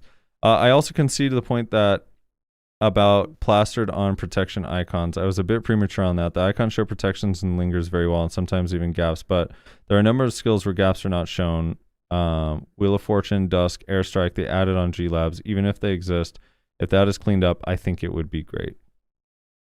I don't know if I agree still with what you're saying, even though I know I really, really believe that for Dusk specifically, that the issue is that there is no point in time, like it depends how you define gap, but there's not it doesn't linger all the way until you can start the next ability, right? It ends at the end instead of having a little bit of linger, which is kind of to my point 2 weeks ago where I was saying, like, I think what Sork has with the iframe, that little bit of linger, makes it so when you use the next ability, even if you have some ping, it's accounted for.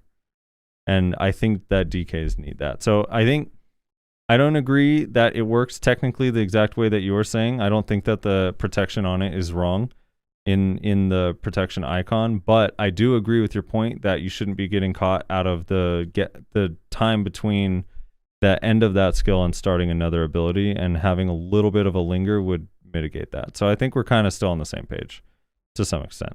To some extent. And then it's Geo says, hello, number 1 Frosty fan here. Look, Mom, I made it on a value pack video. Your mom's going to be so proud of you. Yeah. Give every DK a free reroll coupon with costumes plus weight. They're almost doing some of that with this transfer of service. Hopefully DKs take advantage of it. We'll see what happens. And then that's the end of the show. Rez, do we Mina says it says invincible while invisible. You are not invincible during the entire skill, aka not invincible the entire skill. Yeah. Some technicalities. Yes, but here's the thing is, so I was testing, unless my ping spiked up, like I can't get CC'd out of it going to the next skill unless there's like a little bit of a ping increase. So I do agree with you that the skill description isn't 100% correct, but I don't agree with you that the protection icon that it's showing is incorrect. Let's put it that way. The skill description I don't think is 100% correct, but I do think that the icon that is showing is correct. So I'll put it that way. You can chain together Dusk with other abilities if your ping is perfect. Hopefully that makes sense. So yes, that's the only, whenever I do test stuff like that, it's almost always with Tamer Trap and Ranger's stupid whatever or shield throw. Ranger's one that procs like 50 million times. All right, moving on. Got to move on. Rez, do you want to do the? Should we just end here? Do you want to celebrate and just throw that intro up one more time? Yeah, we can watch it one more time. Yeah, it's the only episode we're gonna be able to do it on, and I'm super excited about it. It came out way, way, way better than I had hoped. So, we'll do this intro, and then Rezlar, we can say our goodbyes. Yeah. Thanks and everyone disclaimer, yeah. Disclaimer: the outro is staying the same. Outro is not changing. The outro it's still going to be is staying the same. Yeah. Outro is still going to be "All the Things I'm Not" by Hello Stranger because that is still my favorite song of theirs. So unless that gets replaced with another song that would make for a good outro, Humanidice's new outro win. No new outro. Yeah, no new outro necessary, dude. No one ever makes it to the outro anyway. It's fine. All right, here we go. Thank you guys for the comments and the support and all these comments. We appreciate you guys asking for the intro and wanting the intro, and that kind of stuff just means you care, which is cool. I think it's fucking cool. So here we go.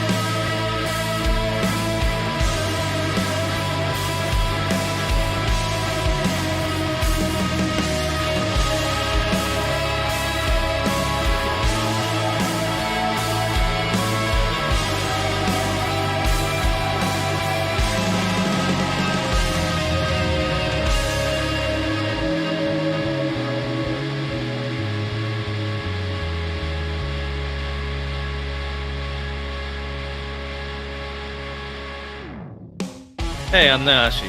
I'm Rezlar. And I'm Frosty. Welcome back to the Value Pack. Hold on, I have to gear check Nash right now. Alright, that is some bull jab. Dude, he CC'd me out of dance. What's happening? Rezlar! People look at you like you're crazy, and they refuse to admit that it's pay to win, and just scream that it's pay to convenience! It's pay to convenience! Big money, big money, big money, Big money! Oh shit, we got it! We fucking got it! Oh, it's so good, dude. I love it so much. I'm and actually just to so clarify, hyped. I feel like we should clarify. So the actual intro bit is it's gonna start with Nyashi. That stuff for all the comments and stuff. That's like a little pre-intro extra bit. Yeah, that that's for you guys. That's fan. What do they call that? Fan service. That's fan service. It's a little bit of fan service, a little bit of flair that we wanted to add on top. So the actual new intro starts with the "Hey, I'm Nyashi." So that is what you will see from now on. You won't see it on this video. I think we're starting with a cold open on this video because we are revealing the new intro. But starting with episode 101, that will be the new intro that you will see at the beginning of every podcast, or here at the beginning of every podcast, I guess I should say. Yep. So yeah, thanks everybody for 100 episodes of support. I know a lot of people that have been here, if not from the very beginning, from very early on. I don't know if there's anybody who's been here since episode 1, but I know there are several people that have been with us from very, very early on. And we appreciate you, whether you've been here since episode 1 or whether you just started watching / listening last week. We appreciate you guys for supporting us, because 100 episodes, we're in the triple digits, and we wouldn't be doing this if we didn't have you guys support behind us, and if you didn't enjoy it. And so we're glad we can make something that you enjoy. So, Frosty, anything? I'm just hyped, dude. The support is fucking cool. The intro is cool. Rostame, thank you again for making that for us. We appreciate you very much. But I don't know. It's cool. It's been a long time, Rez, and despite the fact that we hate each other so much, we still come together every week and do this goddamn show. So yeah, it's been really, really, really fucking cool. So we appreciate your guys' support a ton. And Nayashe has been an awesome addition. I know I tease him a ton and make fun of Meiwa and all this other stuff, but I love Nayashe. I consider him a very, very good friend. So I'm glad he's on the show and stayed on the show, because I was a little bit skeptical early on when Rezlar wanted to bring him on. I was like, do we need a third person? He's going to be talking over us. And then it ended up working out way better than expected. So he's muted right now because he's being grabbed by a Zerker again. But I'm sure he's glad to be part of the show as well. There's a Zerker at his door, dude. Oh, fucking muted. He didn't know he was muted. That's what I love about Nash. Well, I do appreciate it. It's great being a part of the group and being a part of this awesome thing, the value pack. So, and making it official. Oh yeah, man! Yeah, finally, I've had a long trial period. It only takes after dating 50-something episodes. Yeah, you only got to date for about a year and a half before you're like, you know what, you should be my girlfriend.